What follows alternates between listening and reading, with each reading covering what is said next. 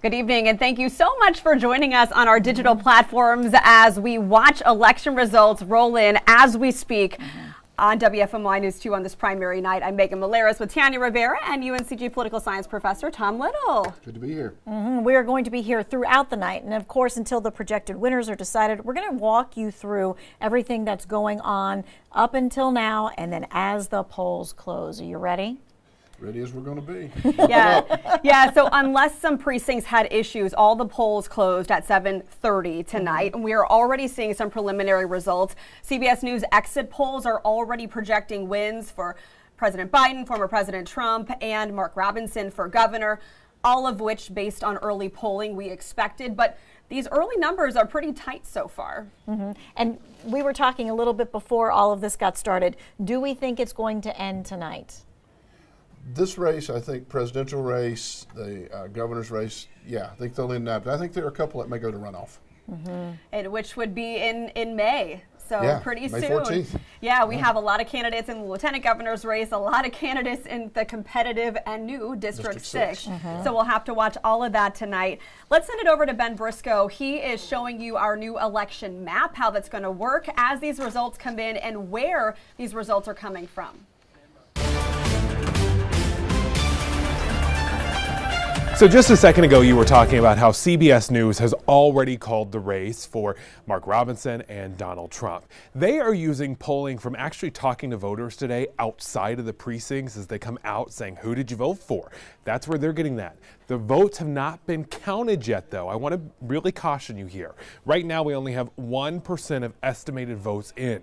The reason it's different this year is because a new law required the counties to wait until the polls close to start counting all the early voting. So we don't get that instant rush of votes like we used to.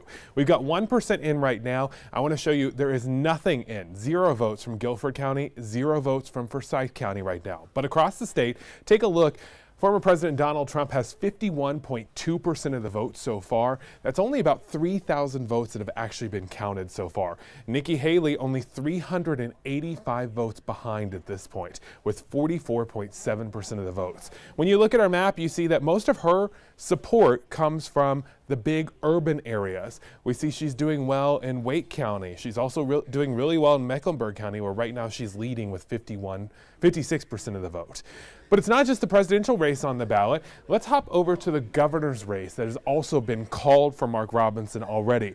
Again, I want to caution you, the results show something different. With 2% of the votes in right now, Dale Folwell has 38.1% of the votes. Now, CBS News called those races based on the exit polls of talking to the people who were out voting today. These are the results that are coming in right now. We do expect them to dramatically change as the night goes on because, again, only 2% of the vote is in right now. We don't even have any votes from Forsyth County, where Dale Folwell actually lives, or from Guilford County, where Mark Robinson is from right now. But at the moment, we are starting to get some races in. The other race that I know we are closely watching tonight is District 6. This is Kathy Manning's old district in Guilford County. She's stepping down, the Democrat, because it was redrawn towards Republicans. There's actually no Democrat running in this race. So when we take a look at where the votes are coming from right now, there are not a lot. As a matter of fact, the leader, Mark Walker, only has 39 votes reported so far. It is too early to really get any information on this race. But we're going to keep an eye on this board all night long, looking at all the different races that matter to you. And we're going to check back in as more results flow in. Right, we have team coverage, of course, tonight, live team coverage on all of the races that matter to you. And so we want to give you an idea of who is covering what and who out there. All right, so we have WFMY News 2's Kevin Kennedy, Hannah Jeffries, Amber Lake, Denise McMiller, all on top of the governor's race.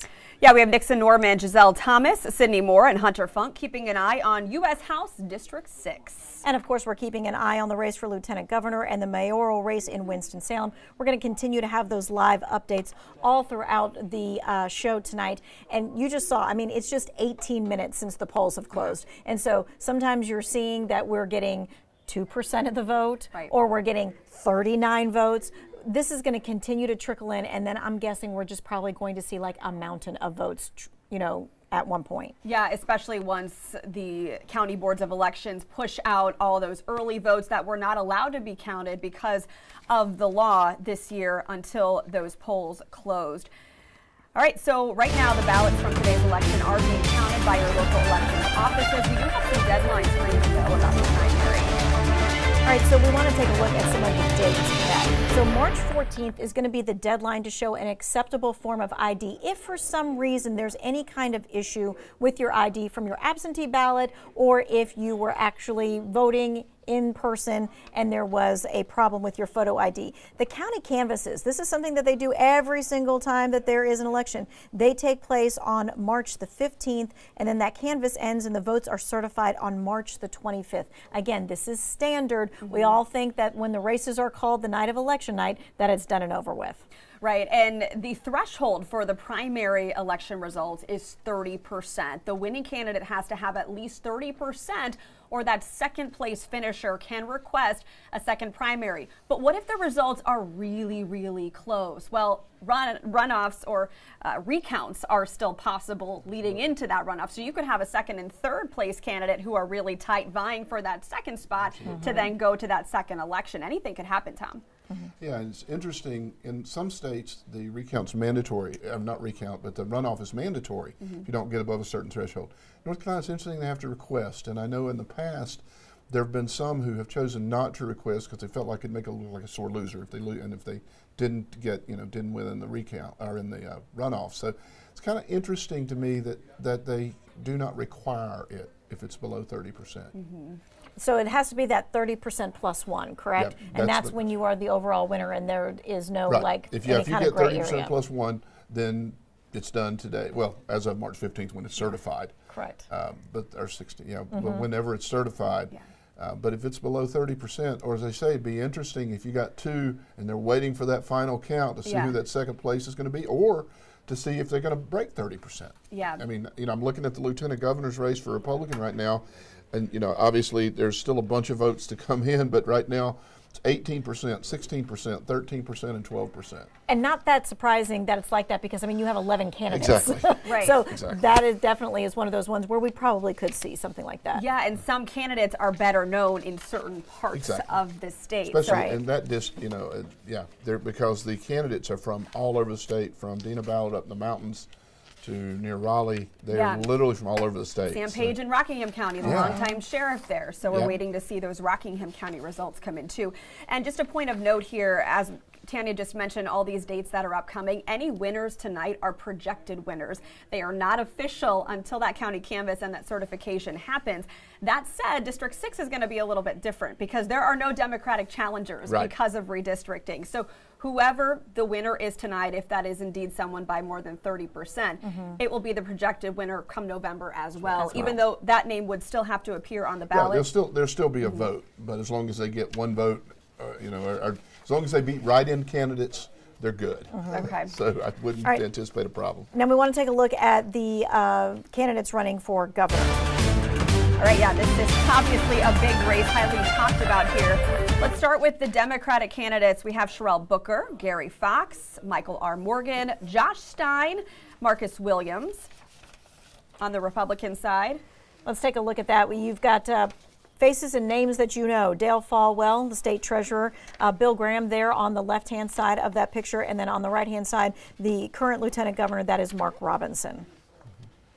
And so when we see both sides of this, we have a lot of people in this race. I think we haven't seen something like that for a long time as well. Yeah, definitely. It's been a while since we've had an open governor's race. And then the other statewide offices, 6 of the 10 Council of State offices this year are open seats. And that's almost unheard of because, we've got the Attorney General, Lieutenant Governor, and Treasurer all running for governor. Right, so there's no incumbents, right? So that's opened those seats up.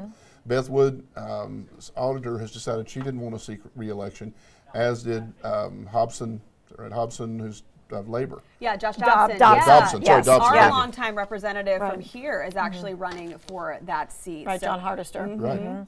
Yeah, so that's an interesting race to watch as well. So let's head out to Hannah Jeffrey. She is covering the watch party for Robinson, who again is now running for governor. Hannah, what's the atmosphere like where you are? That's right, guys. Tonight is the big night. It's when North Carolina voters will decide if Lieutenant Governor Mark Robinson will win the Republican nomination for North Carolina governor. Now, this comes after Robinson received a rather prestigious endorsement from former President Donald Trump over the weekend at one of his rallies. Trump even compared Mark Robinson to Luther King at one point. Now let's talk a little bit about the lieutenant governor's background. If you remember, he's from right here in Greensboro. He attended both A&T and UNCG. He's an Army veteran and Greensboro businessman. He was first discovered in a rather unconventional way at a Greensboro City Council meeting when he was talking about the Second Amendment. Now, if you remember, that speech went viral, and that gained him a lot of national attention, and that ushered him into the lieutenant governor role. Now, in 2020, Robinson made history as the first black lieutenant governor of NC, and if Robinson wins, he'll become the first black governor of NC. Now, as Lieutenant Governor Mark Robinson, during his tenure, he's focused a lot on education. He's also focused a lot on the economy. We talked to him earlier today about what he would do if he became North Carolina governor. Here's what he had to say.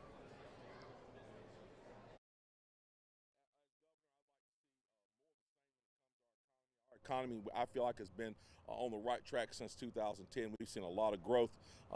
We've gone from being deeply in debt to having a huge surplus, and I think now is the time for us to start growing our economy, as I like to say, from Murphy to Manio, and making some changes in education to ensure that children get the tools they need to be successful once they leave the classroom. And so those are the things that we're looking forward to working on, the substantive issues that face all North Carolinians.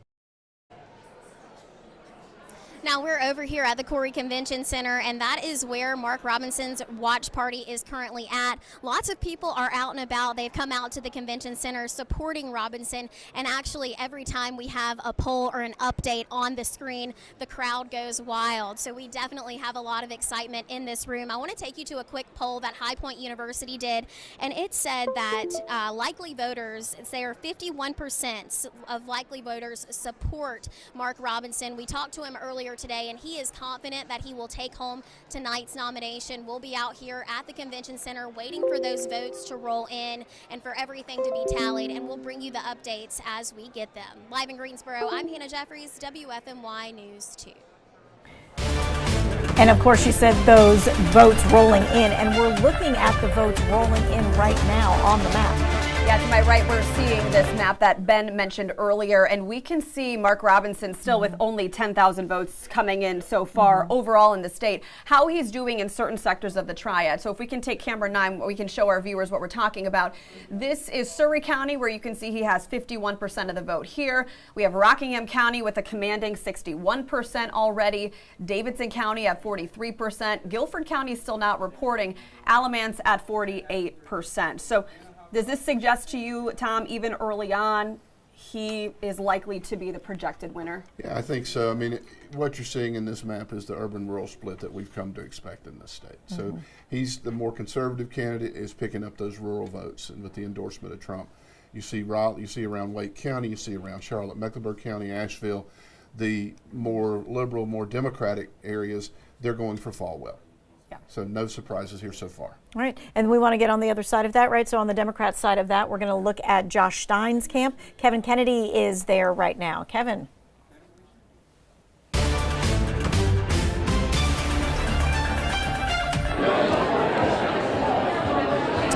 Good evening from downtown Raleigh, where the Democratic Party, as you can probably see behind me, is just kicking off, or should I say one of many Democratic parties across the state this evening are kicking off. A number of Democratic elected officials and candidates are expected to be here tonight, including current Governor Roy Cooper. However, really all eyes tonight are on current Attorney General Josh Stein as he seeks to become the next governor of North Carolina, seeking the Democratic nomination. Josh Stein is up against 4 other candidates: Michael Morgan, Gary Fox, Sherrell Booker, and Marcus Williams.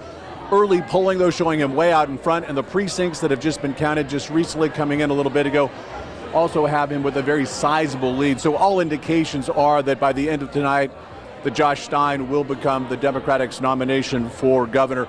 Certainly nights like this, nothing new to Josh Stein. He's been through many of these elections. In fact, he hasn't lost an election in North Carolina. He's seeking to become the first Jewish governor here in North Carolina. Obviously, he's the first Jewish attorney general in North Carolina. Last week, I had an opportunity to catch up with him and ask him what are election nights like. Here's what he had to say. Election days are slow. You wake up and you want the clock to accelerate so you can get to the result because you've been working hard for many, many months leading up to it. But time does not accelerate. You got to wait until the polls have closed, and then you have to wait for the tabulations to be made. So it just requires a little bit of patience. Now tonight, obviously a very fluid situation. We do know that Governor Cooper is expected to be here and to address the crowd. Obviously, Josh Stein is expected to be here as well. When that will happen, though, we don't really know. We're going to go ahead and stay here for all of the evening. We'll bring you all the details, and certainly we'll go ahead and hear from Josh Stein when he comes out on stage. For now, though, we're live in downtown Raleigh. I'm Kevin Kennedy, WFMY News 2. All right, this is certainly an interesting race to watch already. We know North Carolina has a history of splitting the ticket between president and governor. Sometimes voters are more enthusiastic about one candidate and don't vote for the other. That's what we saw in 2020. And so it'll be interesting to see what happens tonight, especially now that Robinson has the Trump endorsement. Will those even out? I mean, you just think about the long history, though, and the long history shows that North Carolina votes Republican for president, right? And they vote Democrat for the governor more times, often than they ever do for Republicans. Yeah, you know, since Reconstruction, we've had 3 Republican governors. That's it. And each time, with the exception of the re-election of Jim Martin, it's been an open seat. Yep. It's been a good Republican year. So when Holshouser won, it was 72. When Martin won, it was 84, Reagan year. And when McCrory won, it was 2012. So again, pretty good, you know, it's been the situation that we have now. It's an open seat where there's no Democratic incumbent, and that's their best shot. So this is going to be a tight race in the fall. All right, one to watch tonight. Ben Briscoe is keeping tabs on the results. As more results from precincts come in, what are you seeing? Just moments ago, the Associated Press also called the race for Donald Trump in North Carolina. Now the AP and CBS have both called that race based on the exit polls of talking to voters as they were out and about today. When the results actually come in, though, they're showing that it is still somewhat close. With 3% of the estimated total of all votes in at this point, Donald Trump has 73% of the votes, with Nikki Haley 15,000 votes behind right now. You can see most of Trump's support came from the rural areas of our state. And in Guilford County, where we just got our first batch of votes in, you can see that Donald Trump right now has 61% of the vote. Again, this is just very early. In Guilford County, only 1% of the votes are in so far. But at this point, the Associated Press and CBS News have both called the race for Donald Trump. When it comes to governor, let's take a quick look there. Mark Robinson also just called by the Associated Press moments ago with 47% of the vote right now across the state. When we look on the Democratic side, Josh Stein has 80% of the vote. I expect that they will be calling this one very soon. Oh, as we were on the air right there, that check mark just appeared. The Associated Press called the race for Josh Stein, the Democratic candidate for governor. When we look at lieutenant governor, this race has been really interesting so far. In Guilford County, we're still waiting on votes, but across the state, Jim O'Neill, our DA over in Forsyth County, neck and neck with Deanne Ballard. I want to show you, though, why I think that Deanne is doing so well right now. She, with 0% of the votes reporting, it's a very small number that have come in so far, has a lead slightly over Jim O'Neill, 39 votes ahead. But I think that's because that she is a state representative from the mountains. And look, we've got a big chunk of votes already in from Asheville. So as the numbers come in overnight, we're going to watch that. On the Democratic side, real quick, it looks like Rachel Hunt is leading the lieutenant governor race with 76% of the vote. But again, it is still very early. Here's what we know right now, if you're just joining us. For the governor's race, Mark Robinson has been called by both CBS News and the Associated Press. When it comes to the Democratic side, Josh Stein is the winner there.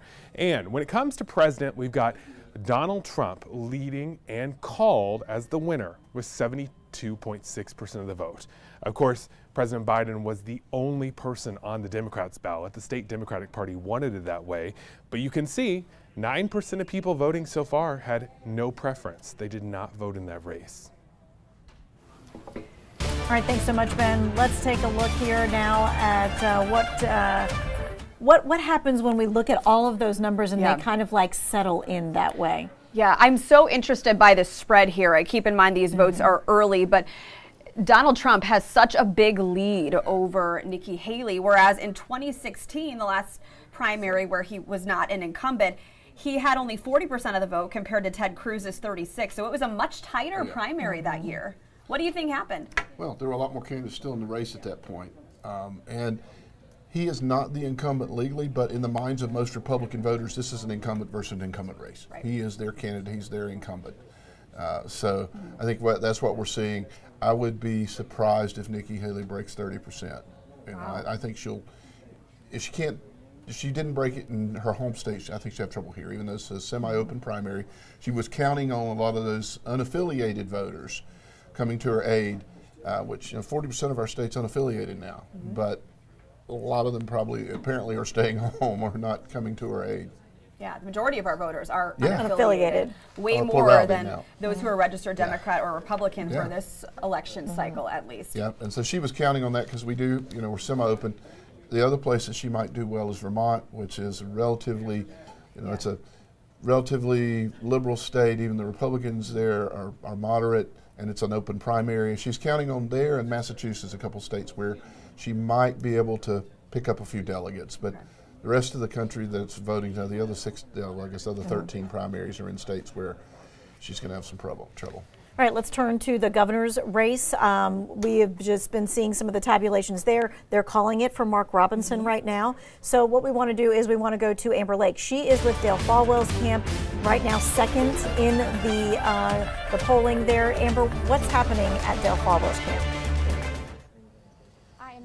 Winston-Salem native Dale Folwell's home. He just walked through the door a bit ago and he tells me that he's hopeful as the results have started to roll in. I asked him what he's been doing all day, and if you remember, Dale Folwell is our North Carolina state treasurer. So he was at work today, and then whenever he got off work, he drove home from Raleigh and he was able to go and vote and hit up a couple of those polling sites just to talk to voters and get a sense of where they're at and how their day has been at the polling station. Now, Dell, he told me that if he is elected governor, he wants to focus a lot on crime and public safety. He also wants to focus on the high cost of living that a lot of people are seeing. He says that his experience as state treasurer is really going to help him in that position and help North Carolinians put some money back in their wallets. He says they shouldn't be spending as much money at the gas station. They shouldn't be spending as much money at the grocery store. So he hopes that he's able to nail this Republican candidate position so he can become the next governor of North Carolina and help get money back in the voters' pockets. He also told me that he's been endorsed by the State Employees Association, also former Governor Jim Martin, and so many other organizations. He told me that he is the best state treasurer that money can't buy, and he would also be the best governor that money can't buy as well. So we're hopeful here in the Folwell house, and he's actually talking to a lot of his family members and friends right now and just kind of hanging out and watching those results come in. Yeah, and if we can take a look at our map here, we are seeing some interesting trends. Forsyth County not yet reporting, so we'll have to see what those voters do. But Folwell is doing well in Montgomery County, even though very few votes are in so far. We also are seeing him perform well in Mecklenburg County. We are seeing him in Buncombe County, the projected early winner here, and in Jackson County, also in the Raleigh area. No surprise where he is well known for his current role. So do you think it's too little too late? Oh yeah, I mean he's doing well where expected. He's in the urban areas, but yeah, he's already, I think, too far behind statewide to make it up. But he can wish. I was just about to say, and it's just about 45 minutes since polls closed. Yeah. I mean, he would really have to make up a lot of votes to do that. You look at where where no votes have come in. Those are all rural areas. Those are all areas that are going to go for Robinson. Robinson. So it's a problem. Yeah, the overall vote total for Robinson now to 51,000 votes. So that is why he is now officially the projected winner by the Associated Press and CBS News. So we'll have to watch that. So I think just a lot of what was expected tonight is no surprises happening yet. early on, but we'll have to see what District 6 hold. And again, the lieutenant governor's race. Yeah, I've got District 6 up right now. And So it's that District 2 6 votes. race looking very different this year, all because of the redrawing of the lines. Yes. The district's looking very different. Well, that too, yes. Right. Not just the makeup of the candidates, but the just district itself. the entire county lines. Yeah, many Guilford County voters who for years have voted for District 6 found District 5 on their ballots I was this one of year. them. It's very strange. Yeah, so let's take a closer look at Congressional District 6. This is the new map with new boundaries. Last year, remember, Republican state lawmakers fought at the legislature to draw new lines and get them passed. There were several legal battles with this. Yeah, back and forth, back and forth. Several Democratic candidates have said they just no longer need to run for re-election in this district because it's just not going to happen. And that includes, the Guilford County Congresswoman Kathy Manning, Congressman Jeff Jackson, Congressman Wiley Nickel. The three just say that redistricting makes it just too challenging to want to try to keep their seats. Yeah, in the new District 6, if you look at what we call the partisan voter index, the likely margin of victory was last time was D13, which meant 13-point advantage for Democrats. Now it's a 15-point advantage for Republicans. Completely flipped on its head. And you look at a couple other districts where Democrats have are likely to win. They're given a huge District 13. Or let me find the one that had really District 2 was a Democrat plus 28. Now it's Democrat plus 34. Yeah, we have some. 4 is Democrat plus 46. Wow. So they've drawn the districts In such a way that the other side just can't even. Really, the only district most people believe it's going to be competitive is District 1, Don Davis's district, which went from a D9 to a D3. So that means Democrats have a 3-point advantage, so that one's wide open. But the rest are pretty much one party or the other. Yeah, Mark Walker, we are seeing trying to regain his seat for another term. We also have a really competitive race. We have the Trump endorsement, Addison McDowell, also trying to win this seat. Ben Briscoe is tracking these results as they come in. What are you seeing, Ben?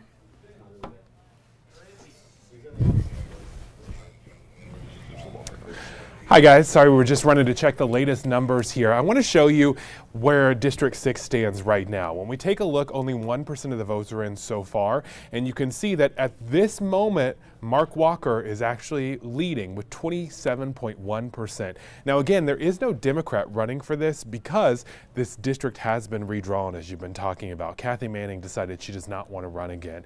While I have you here, let's also go back over to the governor's race for a second, because we are just now hearing from Bill Graham, who has come in third at this point with just 17% of the vote so far.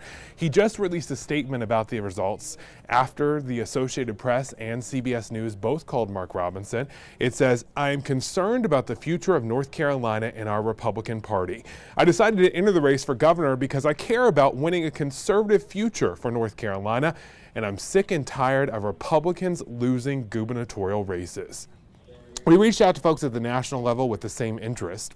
And then he goes on to say he entered this race with full faith and belief, and that he thanks all of his supporters who did come out. But he did fall short tonight, as the Associated Press and the CBS polling has both called the race for Mark Robinson.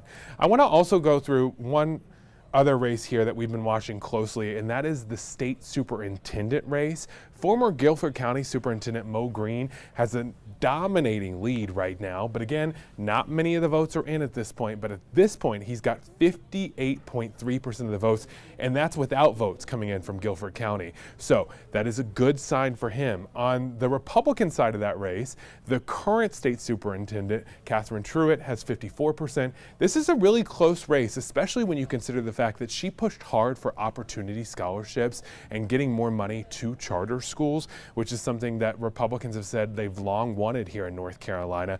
You would expect those numbers to be a little bit further apart, but we're going to watch it as the night goes on. All right, a lot to watch for the state superintendent as well, especially with that close result with the incumbent. Kind of surprising there. Yeah, that one is surprising. And it's interesting that Mo Green is doing so well on the Democratic side, because if I read the map right, Guilford hasn't reported any yet. And you know he's going to do well in Guilford as being Name former recognition superintendent here. and- Yeah. Yes, longtime And liked him as that. superintendent. Yeah. So let's go back to District 6 for a moment with these very, very preliminary results. I mean, we're talking 132 votes so far, projecting him, Mark Walker, the leader, followed by Christian Castelli. He's not a new name to politics. He has tried to And not run. new to this district. He No. ran against Kathy Manning. Got 40. Gave Kathy Manning more of a run last year or 2 years ago Yep. than expected. Got 45%. But as we were Tanya and I were talking earlier, though, this district is so different. I haven't looked at the numbers, but I'm guessing no more than a quarter of the population that was in the district in the past is in this year, because it used to go north. Now Right. it goes south. Castelli has a big veterans backing as a former Green Beret. He's really campaigned on that. And so we'll have to see how he does in this overall race as well. We also have current former High Point Mayor Jay Wagner That's who's right. running. And again, you know, he's obviously going to do well in the High Point area, you would expect. Bo Hines, I think, is still trying to figure out where his lane is in this, coming from having run in a different district and lost 2 years ago. The interesting thing so far is McDowell. Dowell, you're not seeing him on He's the not board on the right board. now. Now, you know, if you look at the State Board of Elections website, he is what, 1, 2, 3, 4, 5. He's right behind Bo Hines with 15.81%. But again, we don't know where those votes have come in. He's going to, I think, again, pick up in those rural areas out in Rowan County, Stanley County down there. So we'll see where the votes are coming from. But surprising to me that he's not doing better with the Trump endorsement. Okay, yeah, as I was about to say, with the Trump endorsement, we Yeah. thought that we were going to see him kind of go to the top. Without it, I don't quickly. think there would be much shock, because I don't think he's well known. He hasn't held office before. He worked for Ted Budd when Ted Budd was in Yes. the House, but with the endorsement, and if that's front and center on his ads. I mean, that's it. Yeah, Okay. he will surely do well in Davidson County, though, as a native there. So we want to see from right here in our home space, right? Because Jay Wagner, the former mayor from High Point, our own Hunter Funk is there at his camp right now watching the results roll in. Hey guys, we are with Jay Wagner right now. He just showed up. I want to welcome you to your own party, I guess to say so. Thank you. First off, okay, we're in a unique building. It comes alongside really what you're advocating for. So I want you to tell us where we are, and also, you know, that economic impact that you really impact. Sure. Well, this is Nomad Wine Works. We're in downtown High Point. This is part of our revitalization. This is a guy named David Armstrong invested in this and came into downtown High Point. I think they source their grapes from somewhere else and they bring them here and they make wine. And I think they make mead if you're into mead. And it's just part of what has happened in downtown High Point in the last 5 years. See, and you've really stressed, from what we've talked about, you've really stressed economic growth. You know, running for congressman, talk to me about how economic growth is one of those main platforms for you. Yeah, for me, you know, I'm running mainly because I live here. I'm born and raised here. I have a heart for these towns. This district is all former mill towns. And like a lot of people here, I lived through the loss of jobs, the loss of industry that we had. And when we lost that industry, we didn't just lose the jobs, we lost part of our heritage, we lost part of our identity, part of our culture. And so one of the reasons I'm running is I want to be able to go to Washington and fight for these towns.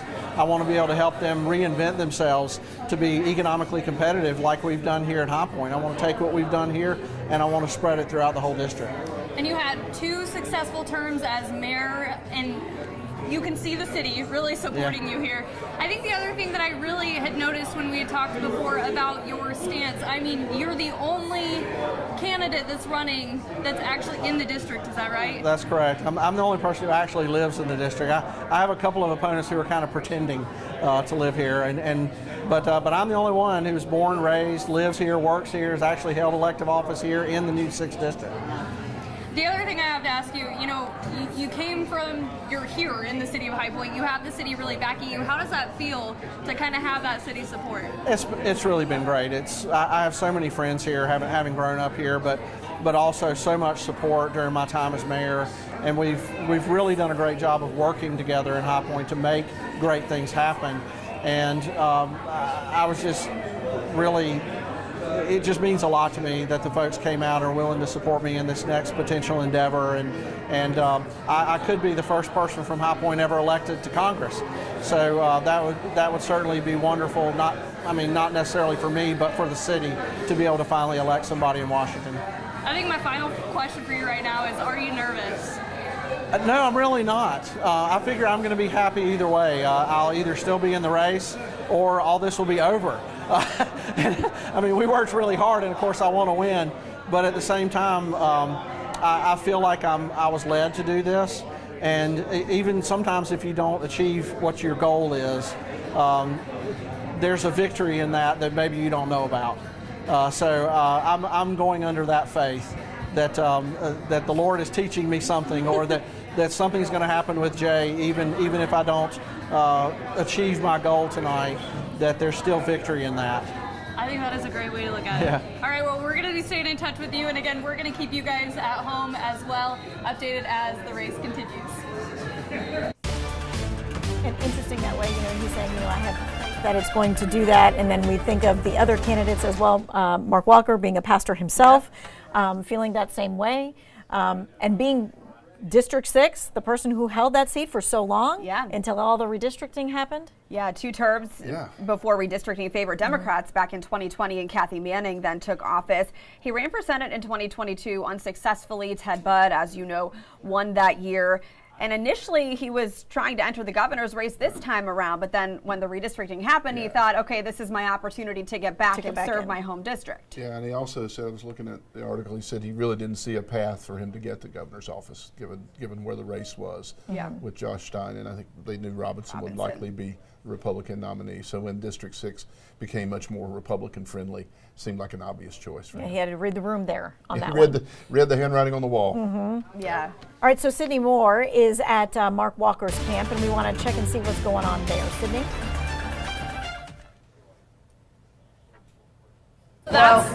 You want to talk? In the U.S. House, he served as a U.S. representative for the 6th Congressional District from 2015 to 2021. So years of experience. In fact, he told me when the district maps were released, he was encouraged by many to run. We're here at Grace Baptist Church in Winston-Salem, where he is holding his election party. His key initiatives are securing the border, cutting wasteful spending, and ensuring law enforcement have the tools they need to protect and serve. And tonight he's joined by many supporters, loved ones right here at the church. In fact, we saw him a few moments ago in here greeting supporters right here in this church. We'll continue to monitor this race here in Winston-Salem as the night continues on. For now, live here in Forsyth County, Sydney Moore, WFMY News 2. All right, thanks so much, Sydney. And we are looking at results from all different places. We've got all these maps and all different kinds of results and everything. And we just pulled up, the two of us, the Board of Elections, and Addison McDowell now has pulled ahead on the count when it comes to the District 6 race. Yeah, we can show that on this tight camera here. He has 3,300 votes compared to Christian Castelli, still very close behind at just more than 3,000. And Mark Walker still definitely in this as well at 2,800 votes. Again, a very small fraction of these votes coming in. Still no precincts have called this race. We're looking at Forsyth County here. You see Castelli still leading in that area. Davidson County, you have Addison McDowell. So this is going to be tight as expected. Okay. It didn't start out the way that we thought it was going to, but it's now gearing up. The way we expected. Yes. Yeah. Castelli's still doing a little better than I expected. Again, that name recognition. Yeah.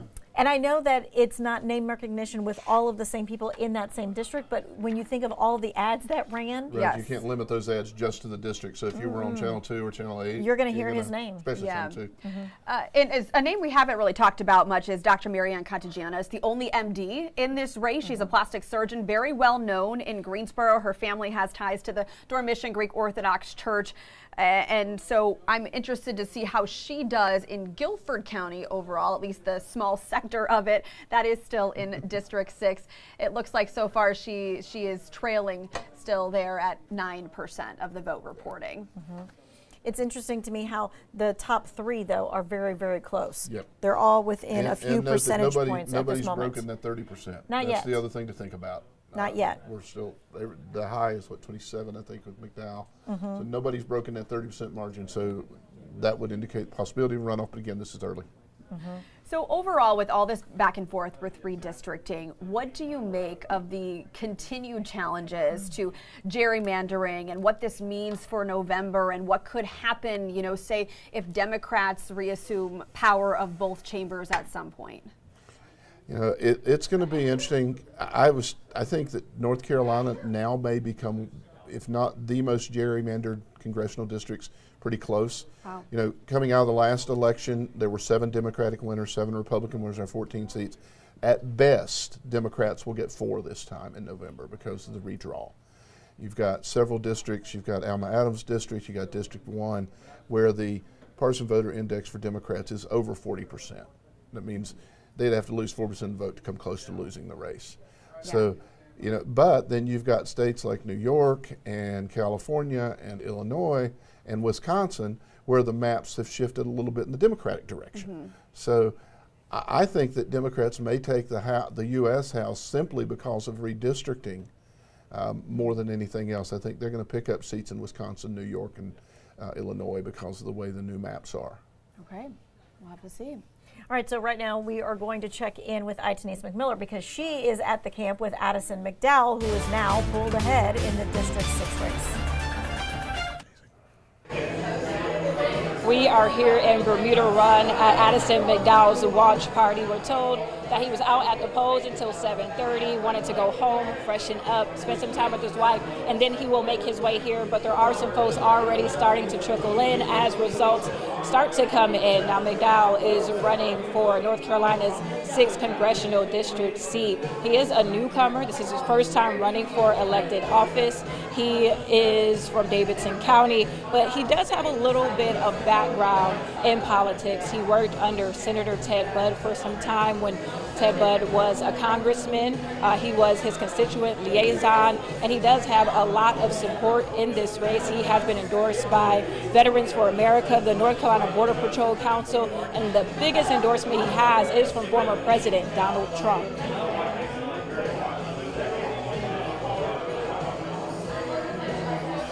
President Trump and the rest of them know that no one else is going to fight harder to secure our border and to fight for the America First agenda.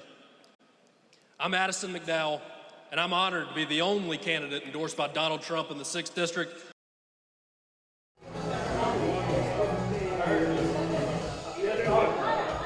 And McDowell is Trump's top pick for Congress. He says that he will be strong in securing the border, and McDowell has made it very clear that is his top policy, securing the border. And we will be here throughout the night when McDowell gets here, and we plan to speak with him as those results come in, just about the support that he's getting tonight. Right, so McDowell with the Trump endorsement as he has campaigned on. I have to wonder how Bo Hines feels about that endorsement because a couple of years ago he narrowly lost U.S. House District 13 when he was in that district with the Trump endorsement. He is the youngest candidate in this race, Bo Hines, at age 28. He was probably hoping to do better than he is. Yeah, and I'm sure he was expecting to get that endorsement. And I think a lot of people were shocked when it went to McDowell because it's not somebody that most people knew, and you kind of wonder what Trump was thinking. And what happened? Yeah, you know, I can understand with Walker there was a bit of falling out after the way Walker handled January 6th. I can understand that. But with Bo Hines, knowing Trump, he looked at Bo Hines and said, "You lost, and I'm not going to support a loser." But that's interesting. Also, with Addison McDowell's close ties to Senator Ted Budd, having worked for him, we know how close Budd and Trump are and how they've worked together in their campaign. So that could definitely be a factor, too, in the support. Yeah, and Trump maybe even looking ahead that if he wins, he's going to lock Ted Budd in on his side. He's already there, but this would also help to cement that relationship. Interesting. All right, so we will definitely have to keep an eye on District 6 as these results come in. Ben Briscoe is also watching the results as the more and more precincts report. Ben? So we're getting some brand new information from CBS News about how former President Donald Trump has taken North Carolina with such a big win. Right now, with 28% of the vote in, he is 74% of the vote. from the votes tallied today. Now, our map shows us where he is doing well. You can see that Haley actually has done better in Mecklenburg County and Wake County as expected, but Trump has dominated the rural areas. CBS News also looks at who is actually voting for President Donald Trump. This is from those exit polls that allowed them to call that race so fast after the polls closed. According to their exit polls, 70% of men supported Donald Trump over Nikki Haley. 64% of women supported Donald Trump over Nikki Haley. And under the age of 45, 59% supported Donald Trump. When we look at very conservative voters, the people who are Trump's bread and butter, he carried 87% of those. When we look at white voters with no college degree, 83% of those. There are two places, though, where Nikki Haley actually did better than Donald Trump in the exit polls. They are places where there are not a whole lot of voters in the Republican Party. That is because she picked up those who had more leaning towards independence, with 49% of those people supporting her, and people with college degrees. 50% of voters with college degrees supported Nikki Haley. Still, not enough to help her win here in North Carolina. You can see Donald Trump took that with big margins. Let's go ahead and check some other races while we've got you here. On the Democratic side, Joe Biden took 93% of the vote, but I do want to show you this growing number right here. This is the people who voted no preference on the Democratic ticket. 18,000 people voted no preference today for the presidential race for Democrat. When we get to governor's race, Mark Robinson, big win there so far, 63% of the vote. You can see, though, that we are starting to see some of the other votes come in, with 28% reported so far. And in Guilford County, it was actually Dale Folwell who's in the lead with 43% of the vote. Not a whole lot of votes counted, though. Robinson only behind by 46 votes. So we're going to wait for more results to come in. Real quick on the Democratic side of the governor's race, Josh Stein, the projected winner, with 78% of the vote. All right, thanks so much, Ben. Right now, we're going to concentrate on the governor's race, and we know that our own Kevin Kennedy is at Josh Stein's camp, where right now the race has been called for Josh Stein. So let's see what's going on there at the camp. Kevin? Yeah, good evening from downtown Raleigh, where the Democratic Party is well underway. We've already heard from a couple of elected officials in regards to the evening, and they are calling this a party, a celebration of sorts. Certainly there's going to be some Democratic winners and some Democratic losers tonight, but the theme that they're kind of going with is, look, it doesn't matter whether or not you win or lose tonight. It really is all about the party itself. Team Democrat, Team Blue. Over the next 8 months, this party really needs to kind of come together from a local level to a state level, and then certainly from a federal level. But all eyes, at least here tonight, really are going to be on current Attorney General Josh Stein as he attempts to become Arizona's next governor. Josh Stein kind of hoping to follow in Governor Roy Cooper's footsteps, which is basically use the Attorney General's office as kind of a springboard to the governorship. Obviously, Roy Cooper serving as Attorney General and then becoming governor. Josh Stein hoping to basically do the same thing. Early last week, I had an opportunity to sit down to Josh Stein. He's not really new, or he's not exactly, he's dealt with these events before, something like this in regards to election nights. I asked him, though, what it would mean to actually hold the state's highest office of governor. Here's what he had to say. It would mean that the state wants to move forward in a positive way. This campaign is about trying to create as much opportunity for as many North Carolinians as we possibly can. And the way that is by investing in our people, in strong public schools, safe communities, a healthcare system that works, an economy that works for everybody, and protecting people's personal liberties, like the right to make their own reproductive health care decisions. Certainly it appears that early polling shows that Josh Stein is going to go ahead and end the night as the Democratic nominee for governor. He is expected to be here later tonight along with current Governor Roy Cooper. They're both expected to speak at some time. We're going to be here all evening. Certainly when they both come up and take the stage, we'll bring you the very latest. For now, though, we're live in Raleigh. Kevin Kennedy, WFMY News 2. Yeah, he is so far ahead of the next closest challenger, Justice Michael Morgan, who for 30 years was a judge, most recently on the North Carolina Supreme Court as an associate justice. So This is not looking good for Judge Morgan, though. Yeah, not a big surprise, though. Most people don't, I mean, they vote for the Supreme Court, but they don't know who these people are. And running a campaign for the Supreme Court is so different than running a campaign for an elected office, a statewide elected council of state office. And Stein's been, he was in the state Senate, he's been Attorney General for 8 years, so he's got the experience, he's got the name recognition. I think that's what we're seeing. And the other person who has the name recognition on the other side, of course, is the Lieutenant Governor, which is Mark Robinson. Far ahead in the polls, not surprising, what we thought would happen. Hannah Jeffries is at the Mark Robinson event. There is a lot of excitement in this room. We just got word from Mark Robinson's team that says he will be out in 10 minutes. Now, up until this point, this whole crowd of people that you've seen behind me, they have been on this side of the room and they just moved to the center. So we are waiting to hear from the Lieutenant Governor at this point. We just had someone from his team walk up to the mic and do a mic check. And once again, we are expected to hear from him within the next 10 minutes. We are at Lieutenant Governor Mark Robinson's watch party, if you haven't caught that by now, and we have been waiting for his big announcement. Now, right now, all the big affiliates, including CBS, are reporting that he is the winner of the North Carolina governor's race for Republican nominee. Now, let's tell you a little bit about who Mark Robinson is. He is a Greensboro native. He attended both A&T and UNCG, and he was first discovered in a rather unconventional way at the Greensboro City Council meeting a few years back. And his message was about the Second Amendment, and that message, it went viral, and that ushered him into his position as the first black lieutenant governor of North Carolina. Now, he is hungry, and he has been out and about at the polls all day today. We talked to him a little bit earlier, and this is what he had to say about his campaign.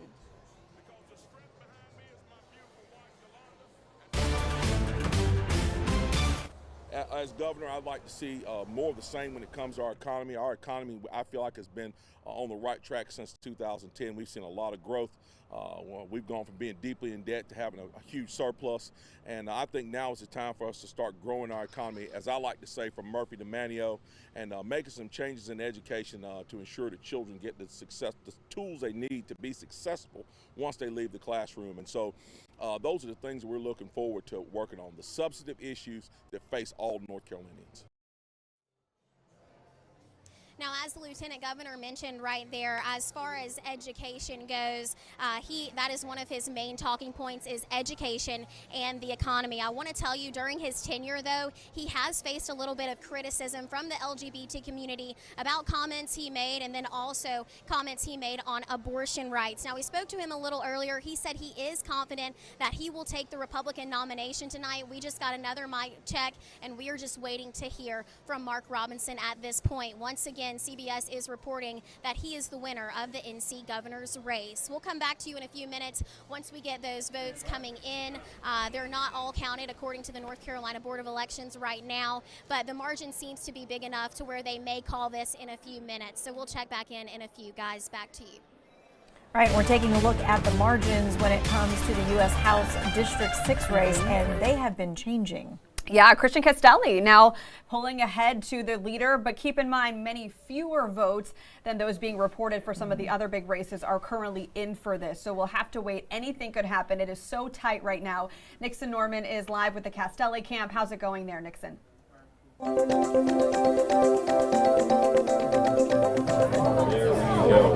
He said, stand by. Tired, exhausted, but excited. That's what Christian Castelli tells me he's feeling right now, as I just spoke with him moments ago. He just got back from the polls, and he tells me he's been there from open to close for the past 17 days throughout the early voting session. Again, he tells me he's exhausted but excited, and hopes that the results come in tonight, that we won't have to go into a runoff, and that somebody will be named the next congressional seat of District 6. Again, I'm here at Castelli's watch party, where supporters have been pouring in over the past 2 hours. Some of the most recent guests have been his wife and his daughter. His wife is actually a superintendent of a charter school here in Asheboro, and his daughter, she came in here in high spirits, so is everybody else. There are supporters from friends to family. And again, like I said, Castelli told me that he is exhausted yet excited, that he has been out at those polls working, talking to people, boots on the ground, getting those votes. And again, excited to see what those results might be. Nixon, yeah, still a very narrow lead over Addison McDowell, the Trump endorsement, with 32% of precincts reporting so far. Tom, what are you expecting to happen in the next hour or so with this race? Is this going to go to May? I think this one's going to go to May. You know, we've watched it flip and flop, but nobody has gotten higher than 27% so far. Obviously, it depends on where those remaining votes come, because when you play with the map, depending on which county you're in, you've got a different leader. And Very so different. where are those remaining votes is the big question. I'm taking a look at now, since we've been looking at District 6, and we've been looking at governor, now I'm looking at the North Carolina Lieutenant Governor's race, just because I'm like, okay, what's going on with those ballots? Right now, Hal Weatherman is got the lead at about 20-point-something%. Yeah. Okay. Jim O'Neill coming in second. Yeah, followed by Deanna Ballard. This is an interesting race with 11 candidates in the Republican field for Lieutenant Governor. We have some other recognizable names. You might know Jeffrey Elmore, Seth Woodall, Sam Page, current Rockingham County Sheriff, expected to do well in Rockingham County today. We do not see any results from Rockingham County so far, so not sure what's going on with that Board of Elections office. Hopefully we'll get those results soon. On the Democratic side, we don't have many, if any, results at all from Rockingham County. Overall, it's showing Rachel Hunt in the lead with 77%. Yeah, the Board of Elections has her at 70%. Although they haven't called it just as of yet. But the numbers on the Board of Election page are similar to that. If you'll go back to the Republican for Lieutenant Governor, look at that map. Looks like a rainbow, because different candidates are winning in different parts of the state. I don't know that I've ever seen an election map quite that colorful. Yeah, you have Sam Page winning currently in Alamance County here. You have him also winning in Stokes County. Guilford County still not reporting this race. Davidson County has Jim O'Neill, current Forsyth County DA, up by 28% of the vote. So this is going to be interesting. Iredell has Hal Weatherman. It's anyone's race. Yeah. This also could go to May. Yes, and yeah, there's almost no doubt in my mind this goes to May, because you got 11 candidates. The highest we've seen is Weatherman at 20.8. So they're not going to get to 30. 30%, yeah. Okay. We're going to continue to watch it, of course, and continue to show you how each one of the counties is faring very differently. Yeah, let's talk a little bit too, Tom, about the power of that Trump endorsement. We've seen it with Mark Robinson so far. Are you expecting a lot of his endorsements to do well across all 15 states that have primaries and caucuses tonight? It will depend on the state. You look at a state like Vermont, which is more moderate. Even the Republicans there are not as conservative. I don't anticipate an endorsement doing particularly well in Vermont, particularly well in Massachusetts. But a lot of the elections today are in the South, and they're going to do well. All right, we're hearing that Mark Robinson is walking out onto the stage now, so let's go check in with Hannah Jeffries.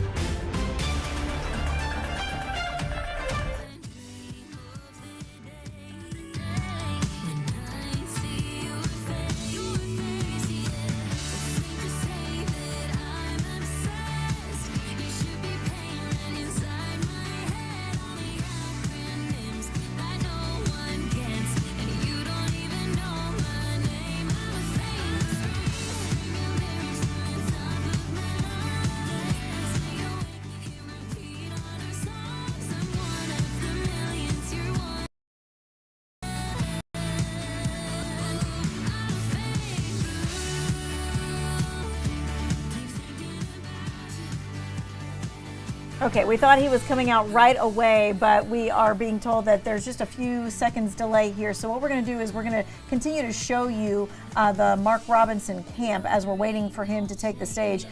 They said just not even 10 minutes ago that he was ready to come out on stage and call himself for that. Yeah, this was one of the earliest races that was projected with exit polls, and then again when we started seeing these early precincts being reported. Just so you know where he stands right now, with 235,000 votes, and 61% of the total Republican votes. He is officially the projected winner. Dale Folwell's second place finish has lengthened to 20% of the vote. If you look at this map, if we take camera 9, you can see a lot of orange. This is a Robinson primary. Yes, it is for sure. Yeah. No question. Handily. Yeah. So one county so far for Folwell. That's it. I mean, when you're behind that 161,000 votes. Right. And 40% in, so we're approaching half the votes. Yes. Half the precincts. So we talked a little bit earlier about how North Carolina tends to split the ticket, oftentimes going with Republican for president, as we did the past 2 elections, but then a Democrat for governor. That said, if you have the Trump voters going out and voting for Trump and him possibly winning North Carolina again for a 3rd time in November, could this be the year that we also see a Republican governor in office? It could be, and I think this is probably the best chance for that because it's an open seat. Yeah. You don't have, Cooper had the benefit of incumbency in 2020. So Trump won here, but we had the benefit of incumbency. 2016, Cooper had the benefit of the whole HB2 bathroom bill stuff going on that a lot of traditional Republicans weren't behind. Yeah. So you had some unique circumstances that don't exist this time. I do think, given this race, that maybe the Trump endorsement might be enough to carry Robinson across, but we'll see. We know he's made a lot of controversial statements, but so is Trump. That's nothing new there. And that would be a huge sweep for North Carolina politics as a whole, right? Because Absolutely. you have a Republican legislature. Yeah, there's no question. That's not going to change. It may not be a supermajority, which is what they have now. I'm not sure they'll be able to hold the supermajority in the House and Senate, but there's no doubt in my mind that they'll hold the majority, so it would be a seat change. Let's talk about our North Carolina legislature for just a moment, with all the seats up again, but several of them did not have primaries because these candidates were running unopposed. So we won't see many of the names you recognize who represent you on our ballots until the November election. What do you think will happen with the General Assembly this year? There are some rule changes in effect, and we saw the local maps being redrawn as well. Yeah, from what I've read, the Democrats with the redistricting might pick up a couple seats. But again, I don't anticipate any kind of major change because the maps weren't that different. So you might pick up a few seats. But again, I mean, the maps that were in place in the state legislature pretty much maxed out where Republicans, the strength that they could go to in 22. So I don't anticipate changes too much. All right, once again, we're hearing that Mark Robinson is walking out onto the stage, so let's go.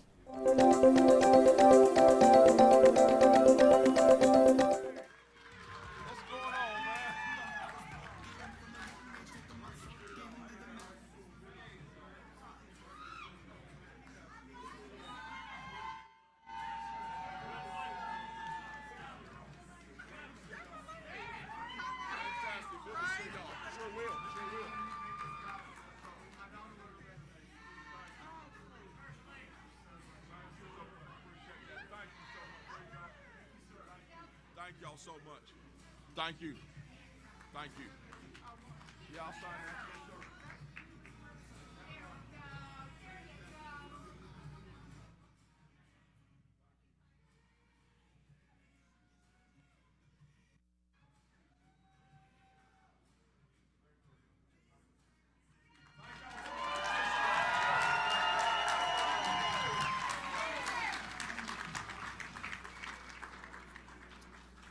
Thank you all for being here tonight. We appreciate you. And as always, we give thanks to our Lord Jesus Christ, giving us our life and our health and our strength, allowing us to live in such a blessed and prosperous land. Well, guys, tonight is the culmination of a lot of doggone hard work. A lot of hard work and commitment, not just by me and my team and our campaign staff, but by a whole cadre of people across the state who believe in us, believe in our message, believe in our vision, and want to see North Carolina go in the right direction, and did the hard work it took to get through this primary. So thank you, each and every one of you. We were able to withstand withering attacks from our opponents, all of which were baseless, and we firmly stand by what we believe in, who we are, and our story, because our story is a great story. Our story is a story that's deeply rooted in North Carolina. It is the story of North Carolina, a story of being the underdog, a story of being the person who had to come back, the person who had to overcome obstacles to see a better day, just like North Carolina herself. You all know my story.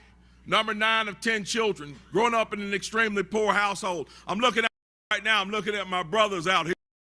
I've got brothers out here in the audience, and I'm looking at them. I've got guys out here that are not my blood brothers, but are practically my spiritual brothers that have been through the same things that I've been through.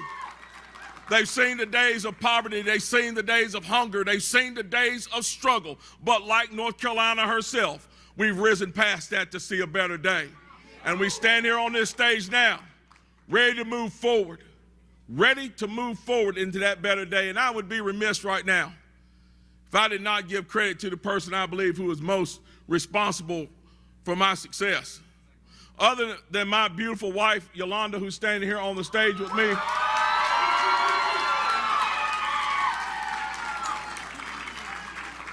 The woman who I credit with making me the man that I am is my mother, Eva Mae Robinson.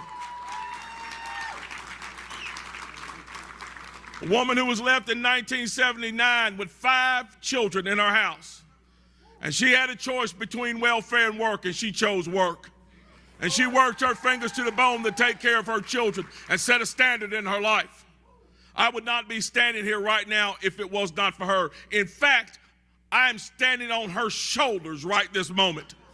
I stand on the shoulders of my mother and all of those who came before me, who laid the groundwork that made it possible for me to stand here as the first black lieutenant governor and possibly the first black governor of North Carolina.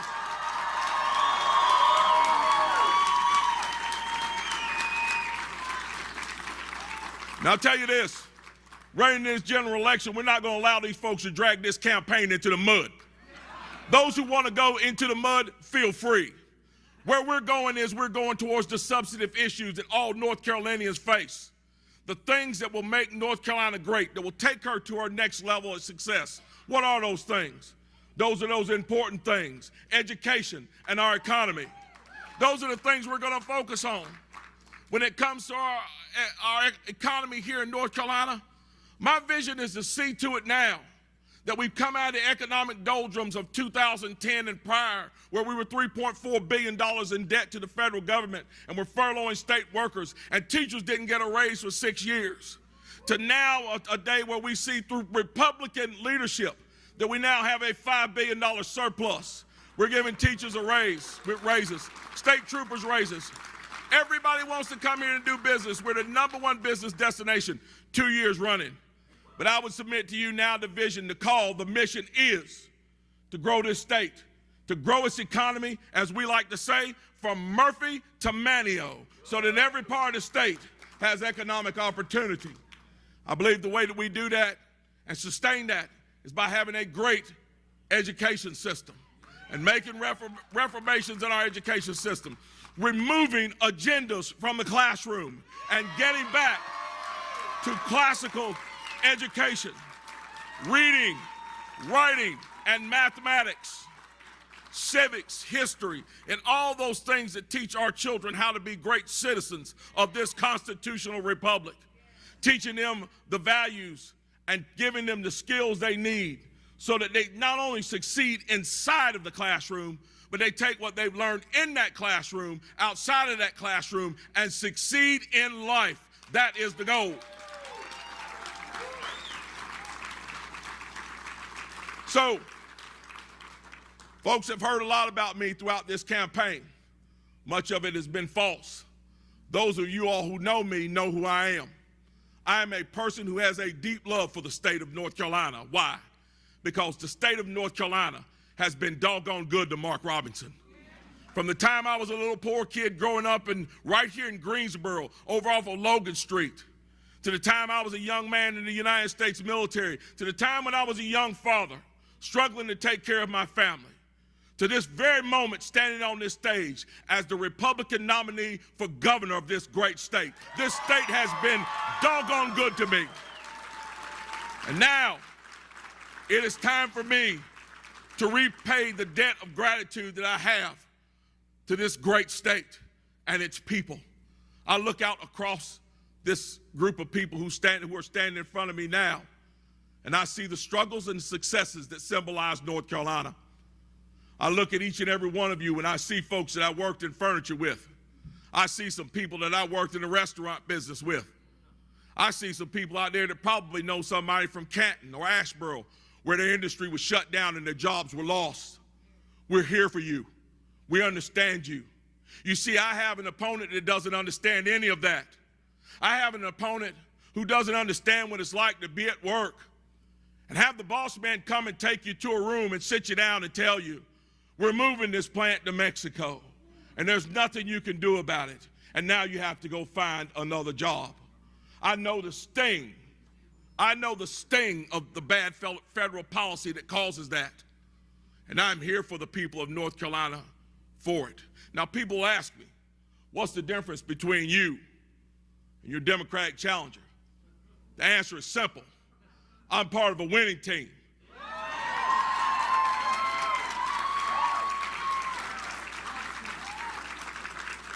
He's part of a losing team. What do I mean by that? His team had us $3.4 billion in debt to the federal government. His team had us furloughing state workers because we couldn't afford to pay them. His team had teacher pay frozen for 6 years. My team turned that around, built a $5 billion surplus, made us the #1 business destination in the nation 2 years running, and has set us on a course to make North Carolina an absolute economic superpower. The differences could not be more clear. We have a choice in November. Return back to the days of 2010 and the economic doldrums that plagued us, or move forward into an economy that spans from Murphy to Manteo. I'm sure the people of North Carolina will make the right choice. Now, before I leave the stage, I'd be remiss if I didn't say a few thank yous, personal thank yous. One of the big thank yous I want to say, of course, in this is my wife.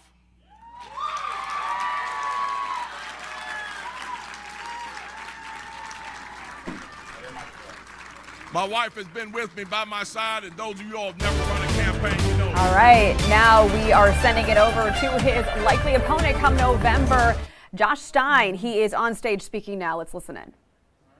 With women and dictate to them what they must do with their bodies.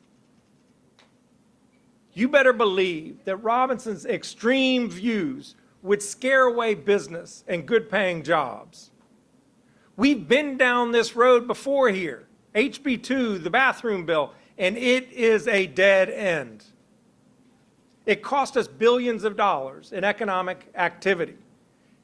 Instead of waging job-killing culture wars, let's grow the economy.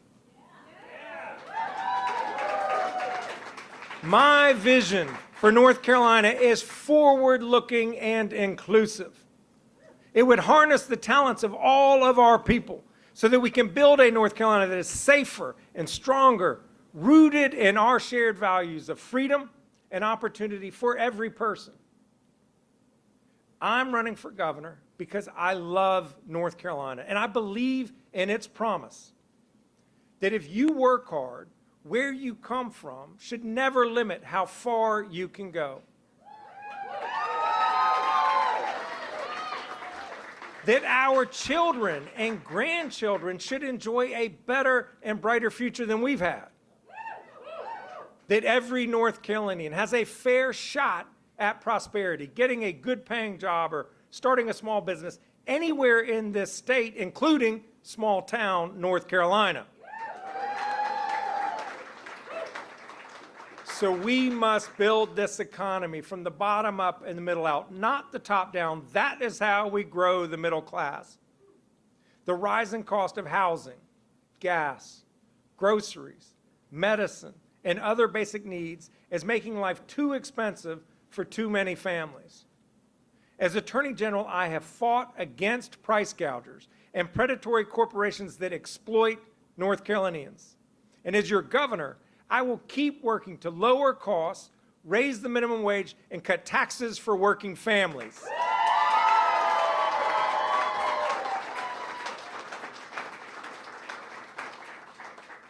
our top priority must be educating our kids. Yet year in and year out, the Republican General Assembly is failing them, dropping North Carolina to 49th in the country and what we invest in K-12 as a share of our state's economy. 46th in starting teacher pay, worse than every neighboring state. It is a disgrace. That's why, as your Attorney General, I have fought to fully fund our public schools and have a strong teacher in every classroom and a strong principal in every school.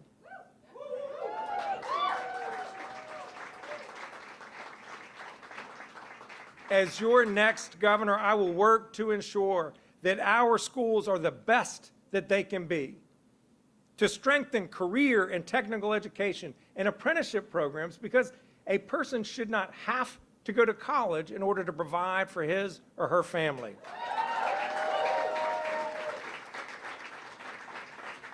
And to support our educators, because it is past time that they got a real raise.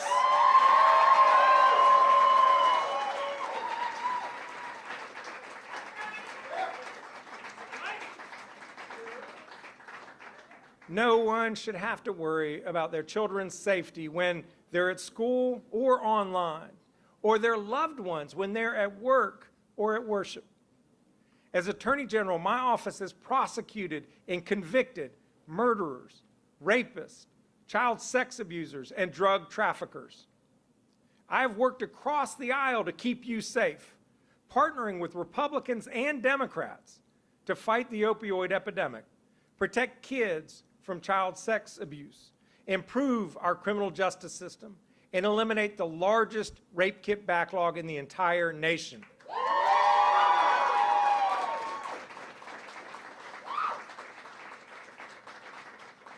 As governor, I will continue to tackle violent crime, confront the fentanyl crisis, and work to recruit and retain well-trained law enforcement officers. It is all about protecting you and your families. Every North Carolinian should be able to get good health care, no matter where they live or how much money they earn. That's why, as your Attorney General, I successfully defended the Affordable Care Act at the United States Supreme Court and championed Medicaid expansion here in North Carolina.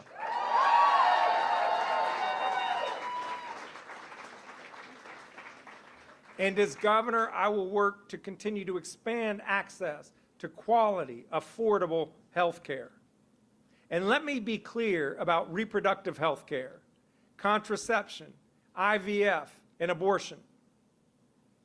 As governor, I will veto any further restrictions on women's reproductive freedoms.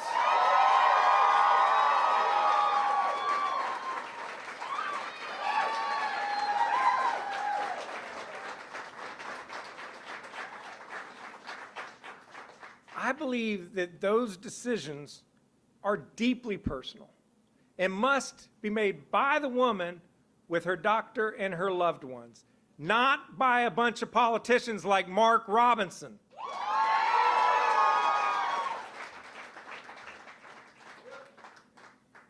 I've been called to public service by my faith and my family.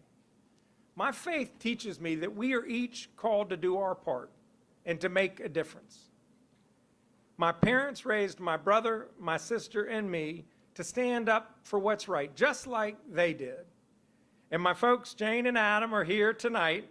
Thank you, Mom and Dad.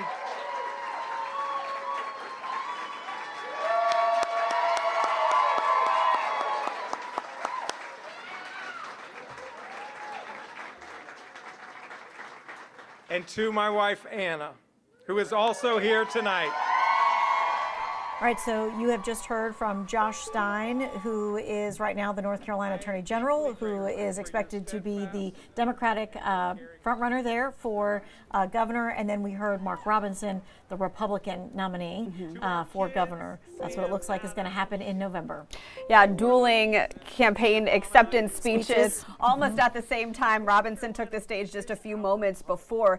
I think we also got a sense in hearing both sides how this is going to be campaigned in November. Starkly different candidates, right? They mention similar priorities: education, teacher pay, the economy, inclusiveness, but in different ways. And so this is going to be an interesting race to watch. Yeah, I think, and you're going to see. You won't see an ad from either, Republican ad there won't be an ad that doesn't talk about immigration, right. Democratic ad that doesn't talk about women's rights. But the other thing I think you're going to see is Democrats are going to try to make this race about Robinson. Republicans are going to try to make it about Biden and the Democrats, not necessarily about Josh Stein. Because Biden and the Democrats are the weakest link to them at this point. Exactly. And he's talking, Robinson's talking about, what they've done since 2010. Josh Stein had nothing to do with what was going on in 2010, but Democrats were in control. So it's going to be Mark Robinson versus the Biden Democrats. That's the way this is going to play out. How important will both of these candidates' records in their current office be heading into November? Josh Stein's been in his role a little bit longer than Mark Robinson's been in his. How will that recognition and their actual achievements influence voters? Well, I think the lieutenant governor's just name recognition. The reality is, lieutenant governor's job in North Carolina, there's not a lot of meat on the bones. There's not a lot he can, it gives him a platform, which he's been able to use, but he can't stand there and say, I've done these things. Whereas the attorney general is a job where Josh Stein can cite his record, and you heard that in his speech. Again, you're hearing Mark Robinson talk about how bad things were when Democrats were in control. You're hearing Josh Stein talk about, here's the things I have stood for as your attorney general. Right, you're going to hear Stein talk a lot about clearing the backlog at the state crime lab. You're going to hear him talk about North Carolina's massive opioid settlement heading into and defending November. Women's rights, those issues. And again, you're going to hear Robinson talk a lot about wanting to, get the right education in the schools and those things, but there's not a lot he can point to. It's not his fault. I mean, the office of lieutenant governor is basically you preside over something, but you can't even vote unless there's a tie. He's on some commissions, which I think in the education he's made the most of that. But there's not a lot that anybody can do as lieutenant governor that they can point to just because of the nature of the job. It'll be interesting to see what those ads look like in the next few months. Yes. We're going to go crazy because there's going to be a lot of them. A lot of them. Okay. Speaking of, let's take a look at what's going on numbers-wise. Ben Briscoe, what do you have for us? So it's not just the governor's race on the ballot. A lot of the Council of State races are also on the ballot today. One of the Superintendent, former Guilford County Superintendent Mo Green has a dominating lead on the Democratic side right now with 67.4% of the vote and at this moment. Take a look. Every county across the state that's reported so far has actually gone for Green.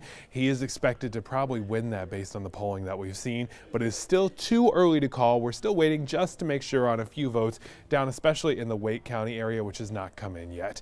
But we do know that he's expected to cover the triad with a strong history here, and in Mecklenburg County too, where he was the deputy superintendent for a while also.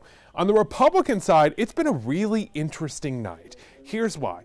The current incumbent, Catherine Truitt, is behind right now by 11,000 votes. The person in the lead at the moment is Michelle Morrow. She is actually a homeschool mom. She has 5 kids who've never been in the North Carolina public education system, and she's gone on record calling public schools centers of socialism. She says she wants to get in and reform them, clean them up. She's been really focusing on critical race theory and some other issues like that in her campaign so far. So we're going to watch this as the numbers come in all night long. Right now, just 25% of the vote, but that would be a big upset if that does happen tonight. I also want to get to District 10 here for a second. This is Winston-Salem on down. This person who is in leading right now is Pat Harrigan. He has 40.6% 0.9% of the vote. He doesn't actually live in Winston-Salem. Instead, he's got a vacation home in Lake Hickory. That's why he decided to run in this district. He went to West Point. He's a nuclear engineer, and he is having a dominating lead all night long that continues to grow as the night goes on. When we get to District 6, which is Greensboro, Guilford County, and South, it is just too close to call right now. The Trump endorsed nominee, Addison McDowell, 25% of the vote right now, behind Christian Castelli, who ran against Kathy Manning, a name we all know because we saw all the ads for so long, only 424 votes behind at this particular moment. I also want to focus on District 5, which is actually now a huge chunk of Greensboro. This district goes all the way over to the mountains. Virginia Fox is expected to take this one, but it's a lot closer than we thought it would be going in right now. That is because at this point, most of the votes have come from a place where Ryan Mayberry lives. So we're going to continue to monitor that. Again, Virginia Fox is expected to take that one, but it has not been called yet. We're waiting for more of those votes to come in. All night long, we're going to be here checking the races for you. All right, thanks so much, Ben. And we are turning our attention, our big board is on District 6 because we're looking at those top 3 vote getters. It is so close among Addison McDowell, Christian Castelli, and Mark Walker overall. We are still waiting for about 70% of Guilford County's votes to report, and we know that could really make a difference in this race. Mark Walker currently leading Guilford County, but overall, Addison McDowell now with a slight lead over Christian Castelli, and then Walker trailing just a little behind in third. So this is anyone's race too. Will someone even meet that 30% threshold? I'm pretty sure they won't. We've not. It was one point I think Walker had 28%. Now the highest one is 25. Yeah. I think when Guilford County comes in, that's gonna help Walker and Castelli because they're both more well known in Guilford. So I think we're gonna watch these 3 flip flop for the next 2 hours. And this is one that not only could go to May, but also could be a recount. Say if you have a really close finish within that 1%. You can request a recount. So we'll have to look at the actual vote totals once 100% of precincts are reporting. It's going to be a long night for this race. Right, which means that people in all of those camps, right, are just watching every single number trickle in. And so Sydney Moore is with the Mark Walker camp. Sean. Yeah, Mark Walker is holding his election party here at Grace Baptist Church in Winston-Salem, which is a significant location for he and his wife who got married here many years ago. He was a pastor for 16 years and says that his faith really played a big role in his life. I'm going to step to the side here. You can see many family, supporter, loved ones gathered here tonight to support Walker as he fights to win back his seat in the U.S. House. He served as a U.S. representative for the 6th Congressional District from 2015 to 2021, 6 years of experience in that seat. And he also told me when the new district maps were released, he had many people reach out and encouraged him to run. Now he says one of his main focuses is to secure the border. Of course, we're going to continue to monitor this really tight race over here in Forsyth County. For now, live in Forsyth County, Sydney Moore, WFMY News 2.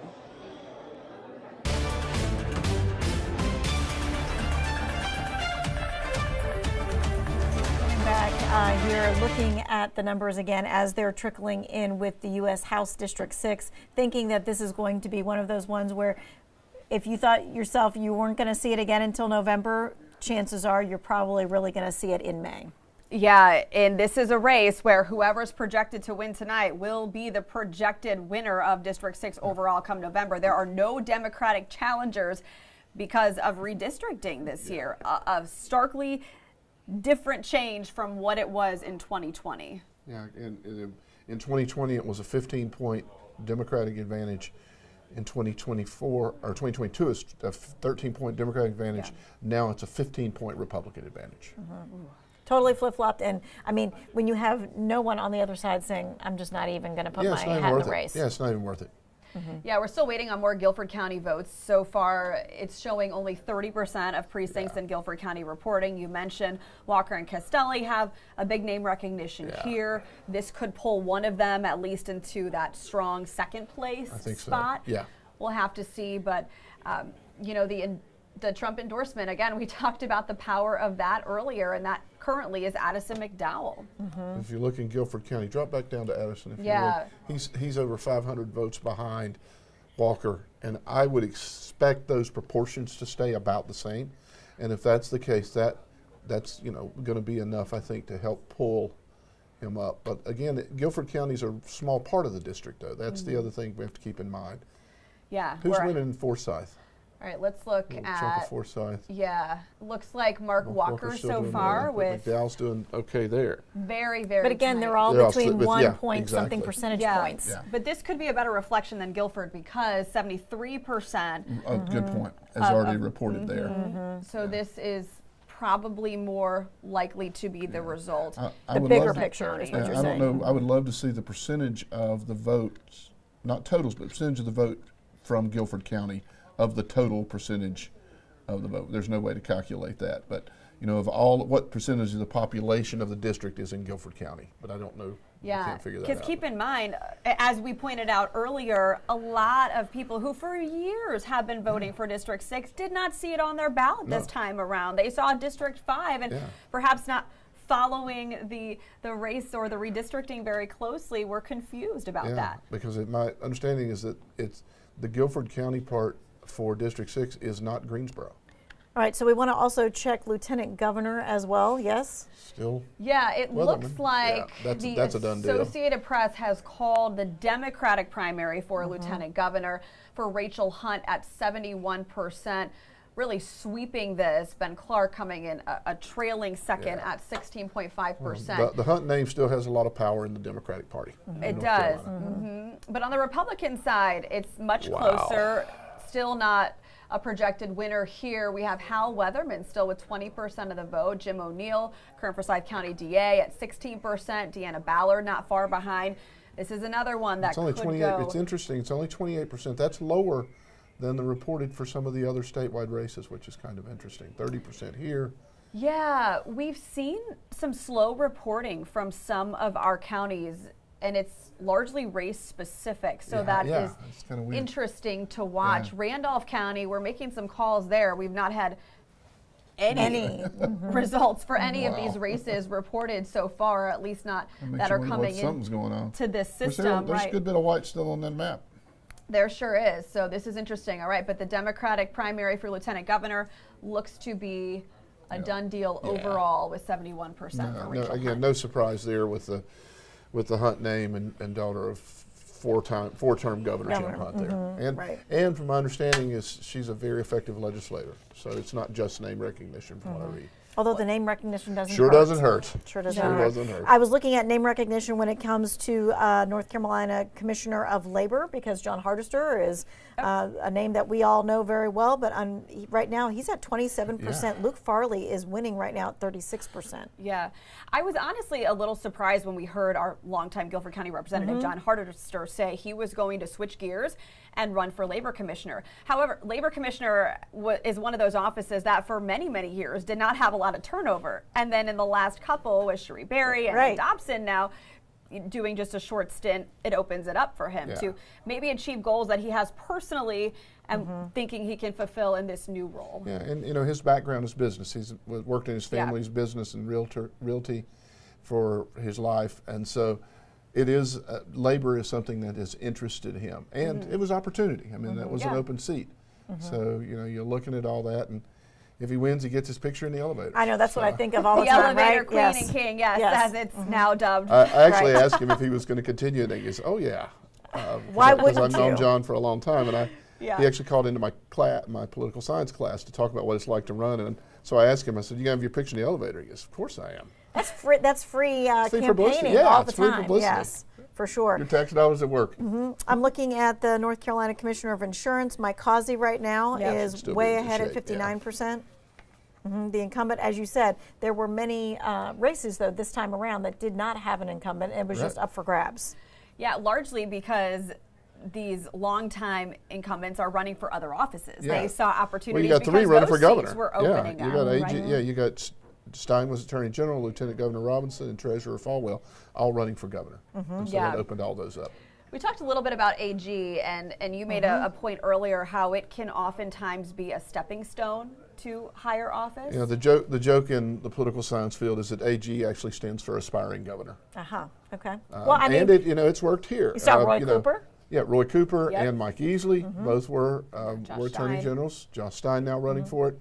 So and across the nation, it's pretty common for it to be a stepping stone. I think because you get a chance in that role to really prove what you can do. You are in charge of a lot of state issues. You have the ability to say, okay, well, I settled X, Y, Z. Exactly. And I've championed the people. And the problem with lieutenant governor, as we talked about earlier, is just not a lot there. And if you do take some votes, you end up having to take votes that might come back to haunt you. If you're or if the legislature, even though you can't control it, if the Senate, say in North Carolina, lieutenant governor presides over the Senate. If the Senate does some things that are unpopular, you're going to get saddled with them, whether you had anything to do with it or not. So it's tough. Yeah, let's look at the candidates in the AG's race. Dan Bishop, current U.S. representative for District 8, he was affected by redistricting. He decided not to rerun for that. He does not have a challenger. So that is a done deal for him heading into the general. But on the Democratic side, it looks like Jeff Jackson is currently in the lead. He's current U.S. representative for District 14 in his first term, decided not to run for that again after redistricting favored Republicans. Yeah, and he ran statewide for Senate a few years ago, was in that race with Cal Cunningham, eventually pulled out. So he's got some statewide name, and he's going to win. But this is a lot closer than I expected. I did not expect DeBerry. She's got a third of the vote. And outside of the Durham area, I don't know if that many people know her. That is probably one of the bigger surprises for me tonight, is that I figured Jackson would be in 60-70%. This is a bit of a surprise. I have no doubt he's going to win, but that would raise a little bit of concern if I'm him, that this is not as big as he thought it would be. Yeah, Satana DeBerry, by the way, is the two-time DA for Durham, and she is currently leading 59% in Durham County. Which you would expect. Yeah, and this is one of those things, he's got to hope, because she's African-American, he's got to hope that she comes out and gives a strong endorsement for him, because if you look at not only Durham, look at where else she is doing well. It's in the southern counties, which have a large black population.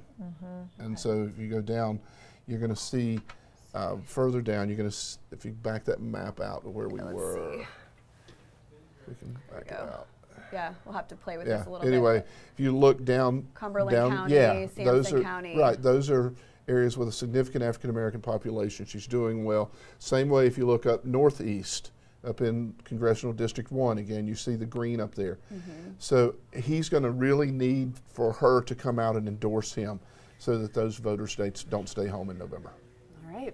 All right, we're going to get a round robin of all of the races. Ben Briscoe has been looking at the numbers, seeing what has been changing ever so slightly. One thing that's really interesting changing over here is the strength by which Donald Trump has carried North Carolina. Early on, Nikki Haley had some counties that she was leading in. She was leading in Mecklenburg County and Wake County. Donald Trump's strength really from the rural areas. At this point, though, when you look at the map, Donald Trump has taken every single county on the map. Nikki Haley has not won any. We can turn on our heat here to see how strongly that Trump won by, though. In Guilford County, you can see that Donald Trump won with 68% of the vote compared to 27% of Nikki Haley's. Over in Forsyth County, it's basically the same thing.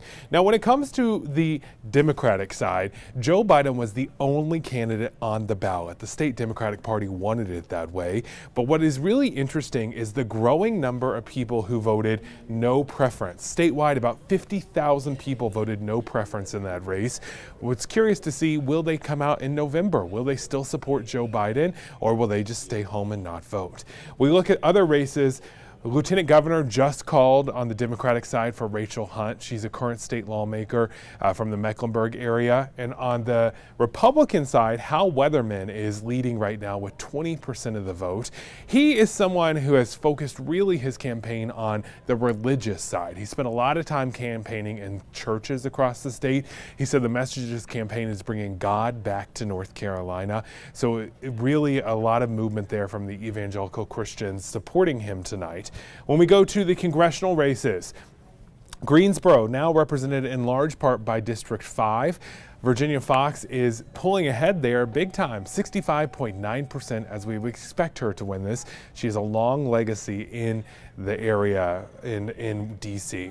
On the Democratic side of that, Chuck Hubbard is the only person running in that race, so he goes on to the general election. District 6, still way too close to call here. Addison McDowell is currently leading with 25.6% of the vote, but only by about 1,000 votes right now. Mark Walker in a close second place there. Christian Castelli, the person who ran for District 6 against Kathleen Manning and lost in third place. This one really close. A reminder, in North Carolina, you have to win 30% of the vote plus one, or it can go to a runoff race if one of the challengers request that. When we look at District 9 here, that is the one that includes a little bit of Guilford County, and we've also got Alamance, and it goes down from there. We can see that Richard Hudson clearly carrying this one with 82.8% of the vote. I do expect the AP to call this one pretty soon. We're just waiting for those numbers to come in. District 10, this is Forsyth County now, Winston-Salem, all the way down to Hickory. The person who's in the lead right now is actually Pat Harrington, who is not from Winston-Salem. He's from a vacation home that he owns on Lake Hickory. He went to West Point. He's a nuclear engineer, carrying this with 41.1% of the vote right now. The Democratic side of that, Ralph Scott, the only person running, he moves on to the ballot, although he is not expected to win, as that race is expected to go towards Republicans. I want to get to AG really quick, because this one is, as you've been saying, is a race that often means you might run for governor down the road. So it's an important role in our state. Jeff Jackson, who was redistricted out of his seat in Congress, is clearly winning this on the Democratic side right now, 54%. I do expect them to call this one pretty soon too. We are also waiting on that. On the Republican side, Dan Bishop, only one running, moves on to the general election. All right, thanks so much, Ben. As we take a look at that, we're continually taking a look at the District 6 numbers and seeing just how close, and we were all discussing it, how they are 1.1% or 0.5% difference. Yeah, and if there is less than a 1% difference, even between the second and third candidates, those candidates can request to file a recount, which would matter as to who's on the ballot come May, which is only the first and second place finishers in that race. So this third place candidate is not out of it yet. No, and that is where we're checking in right now. Nixon Norman's with Christian Castelli. Yeah, we're still here at the candidate party for Christian Castelli, and earlier I told you that he was both exhausted yet excited for tonight, but I want to share with you some of his talking points. Earlier I also got the chance to interview him and ask him about some of them, but at the top of the list is economy. He really wants to focus on reckless spending of the government, and he wants to eliminate regulations and help build policies, put policies in place to help families and small business owners. He too is a business owner himself. After he retired from the Army, he actually created a small security company. That is part of the reason why he has such a vested interest in helping out those families and small businesses. He too wants to help secure borders, finish the wall, and offer more border control resources. He too, that was at the top of his list, border patrol and economy. He also really puts an emphasis on becoming more independent when it comes to our oil and gas productions. That was one of the main things too at the top of his website, where he says we should become more independent as a nation, again, when it comes to those oil and gas productions. There are a few things also on the list, but I'll just end off with one more thing, really when it pertains to education. As I had mentioned earlier, his wife is a superintendent of charter schools here in Asheboro, so obviously education is something near and dear to his heart. He plans on cracking down on a few things, some of those being he wants to protect the integrity of women's sports in schools. He wants to take out any sexually explicit, teachings or I'm trying to think of the word, criteria at schools. And then the last thing he wants to really focus on in schools is not necessarily having the option where children have to go to certain schools based on their zip code. He believes in parents really having a choice when it comes to where their kids can actually go to school. Again, things are neck and neck here. The ranks keep changing. Castelli is really excited, but we'll just have to see what comes next. We will have to see what comes next. Yeah. Yeah, Nixon made a good point about this debate over education. There has been so much controversy lately about these choice scholarships.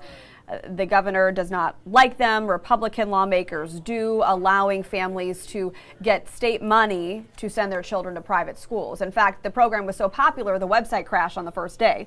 So I think we will continue to hear a lot about education in the coming months. We certainly heard the disparities between Stein and Robinson in their speeches. Education was a big component in that. And teacher salaries as well, not to mention the economy. Yeah, and then Stein focused it on performance. With teacher pay, so it's interesting. Again, Robinson talks about they gave him an increase. Stein focuses on may give him an increase, but we're still 46th in salary. In teacher pay. So it's all in how you look at the statistics and look at the data. All right, so we're looking at some new numbers right now because Ben, I hear that there's been another race that has been called. So this one not actually called by the Associated Press or the CBS News yet, but by the candidate herself. Representative Virginia Fox just sent out an email that she is claiming victory in the Congressional District 5 race. That is Greensboro, and it goes all the way over to Boone. This is a new district, and she writes in this statement that she just released, Republican primary voters sent a clear message today. They are ready to send a reliable conservative who knows how to get things done back to Congress. Thank you to each voter who supported my campaign and endorsed my track record of conservative solutions. I look forward to earning their support this fall. Now again, she is claiming victory right now with only 44% of the vote in, but as you can tell, every county in this district is leaning towards her right now. So it is likely that they will continue this way. She's got a long history in our area of service. On the Democratic side of that race, really quick, Chuck Hubbard is the only person running. He'll move on to the November election as well. When you saw that number, 66%, you thought what? Well, she's saying it's a clear message. For an incumbent to get 66%, it's not necessarily the clear message you want. Now, the district is less Republican. It was a 20-point Republican advantage. I think the old district was 20. Now it's 13. But still, for an incumbent sitting member who's been there 20 some odd years. 2005. Yeah. That's you expect the numbers to be higher. Though she wants to claim a mandate, that's not really a mandate for somebody that's been there that long. Yeah, and she also served in the North Carolina Senate for 10 years prior to that long stint in Congress. Ryan Mayberry, no surprise, the county he's winning is Alexander County, where he is a former Alexander County commissioner. He's a big real estate developer, so maybe marketing himself as someone who can and I'm do sure his big pictures all over, business. and even his pictures all over the place because he's selling houses and selling businesses. So he's got that as well. Name recognition. Yeah. All right, yeah, so again, as Ben said, this race has not officially been called yet. Only 44% of the estimated vote total is in. Yeah, no, I think, again, But she's got twice as many. She's going to win. Right. I agree she's going to win, but that's not the kind of numbers an incumbent usually shows. No, and then, of course, Chuck Hubbard will be on the ballot come He was November. He was at my polling place this morning, handing out cards. He was, okay. All right, so what do you make of the results so far?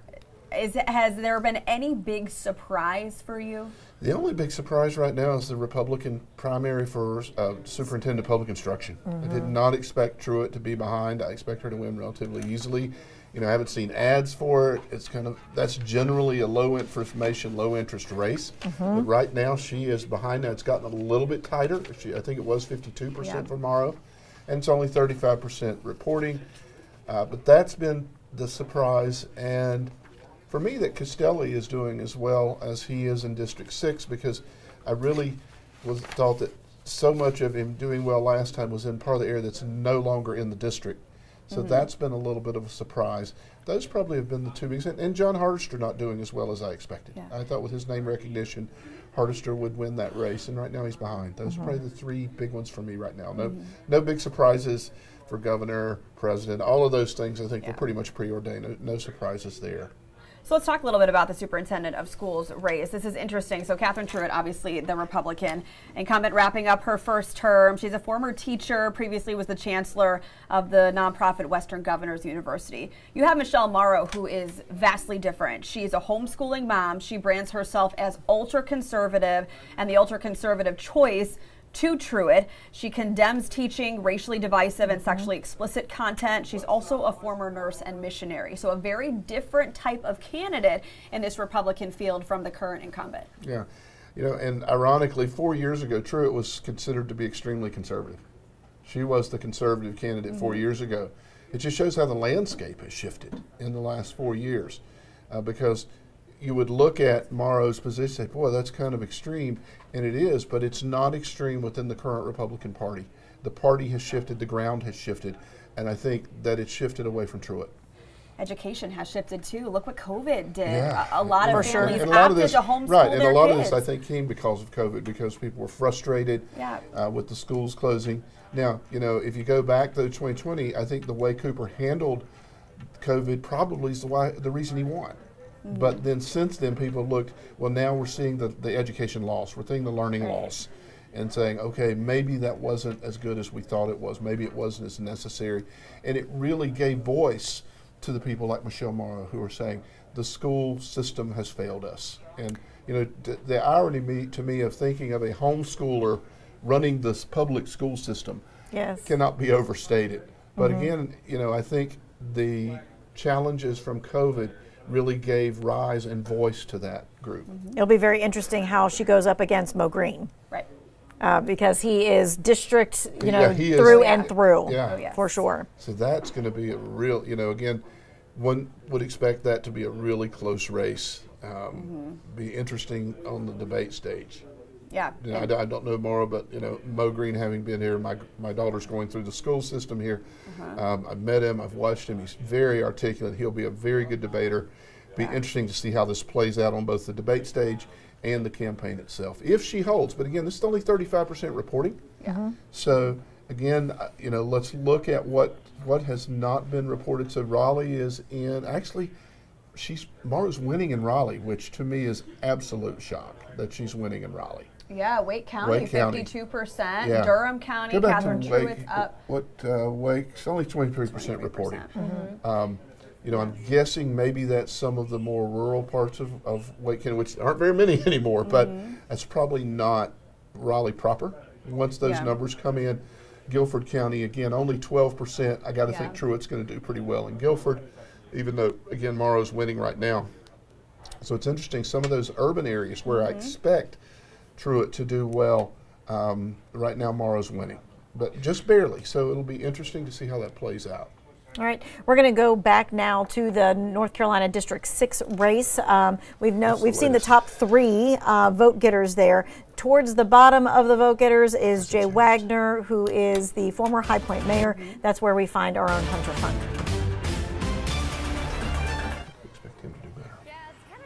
Now things are quieting down just a little bit. People are going home just so they can kind of sleep on this and hopefully wake up to good news. Again, it's been a tight race, but Jay Wagner is staying hopeful. Again, he had really 2 successful terms as mayor in the city of High Point. Now, after talking with Wagner, he says when he served as mayor, it required just one person to lead, but that it also required working collaboratively. Now, he believes he will do both of those things if he lands congressman for District 6. Now, Wagner says he's the only candidate that lives in the district and that you can't represent a community if you don't know the community. He says he's running for Congress for the same reason he ran for mayor of High Point, which was because he was tired of not seeing the economic solutions to High Point. Now take a listen to his passion for the job. I ran for the same reason I ran to be the mayor of High Point. I care about my city. I'm born and raised here. I want to make it a better place, and I have a heart for the towns that are in the 6th district. These towns have been forgotten in a lot of ways. They're old industrial towns. They've seen the loss of a lot of jobs over the years, trouble maintaining themselves and being competitive, reinventing themselves after the loss of traditional industries. I've had a great run of success here in High Point, and I want to take what I've learned here in High Point and spread it throughout the district. You know, economic impact has been the leading thing, an initiative that he's really trying to go after. He looks forward to hopefully getting to do that, but we also kind of look back. He was able to revitalize downtown High Point. I mean, we see the Truist Stadium that has gone up, and that really ramped in with the Rockers and also the soccer team. We also saw a lot of jobs come to downtown, and he really kind of went in on that approach. Now he's hoping again that he can do that over in Washington, but again with those results, it's hard to say if that'll be the case, guys. All right, thanks so much, Hunter. And of course, so as we're keeping in on House District 6, now we're looking at some of the top 3 vote getters. Yeah, and they've remained pretty consistent as far as the top 3, but have fluctuated throughout the night. Overall, Addison McDowell, the Trump endorsement, is still in the lead with 25% of the vote. Not far behind is former District 6 Representative Mark Walker with 23% of the vote, and Christian Castelli, the Green Beret, who tried to campaign for Congress before, has 22% of the vote. So this is really tight, a race that is likely to go to a second primary and possibly a recount. All right, so let's check in with Sydney Moore, who is with Mark Walker, and see how they're feeling about the latest numbers. Yeah, we're here at Grace Baptist Church in Winston-Salem, where Mark Walker is holding his election party. He's joined here by supporters, loved ones, family members who are all supporting him within this race. In fact, earlier today, we saw him walking around, greeting supporters, talking to them. He hasn't quite hit the stage just yet, but again, this is a tight race. I mean, a few moments ago, we just heard his daughter get up on stage, reminding the crowd that this could possibly be a really long night. Take a look behind me. Here's a closer look at the crowd here. And again, his key initiatives are surrounding securing the border, cutting wasteful spending, and ensuring law enforcement has the tools it needs to protect and serve. He tells me when the new district maps were released, he was encouraged by many to run. Again, this could be a long night. It's a really tight race. We're going to continue to monitor it here as this entire race unfolds. Live here in Forsyth County, Sydney Moore, WFMY News 2. 10,000 splits.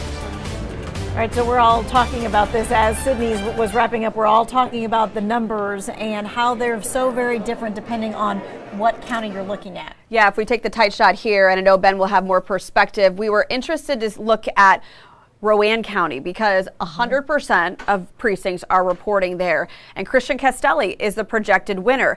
You have to think of, okay, why might that be? Well, Salisbury in Rowan County has the VA. Castelli is running on that platform of veterans, being a Green Beret, willing to stand up for them and health care, and so no surprise perhaps that he's doing so well there. Yeah, I actually thought McDowell would do better there, given that's more of a conservative area that Trump has carried well.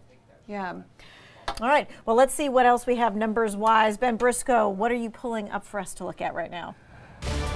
Guys, while District 6 is still a toss-up, District 9 has just been called by the Associated Press. This impacts a lot of people in Guilford County. It's actually the western part of Guilford County and Alamance County down south.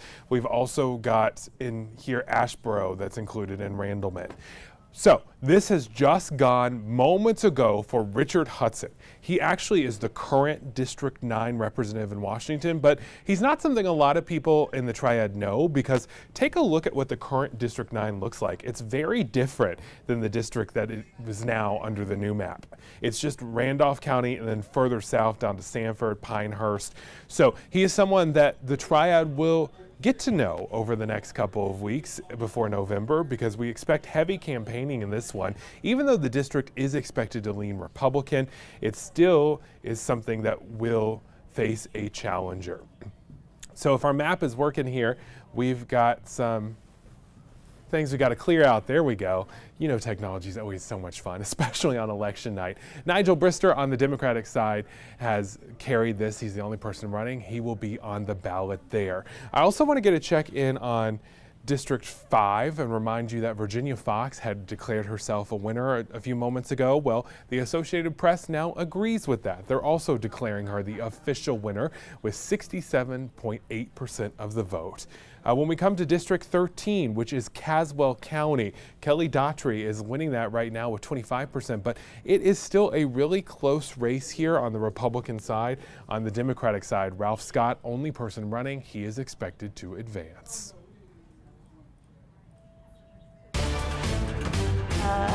Got a good chuckle out of that. She, had said that she won, and then Nikki confirmed it for us. So yeah, that was very nice of them.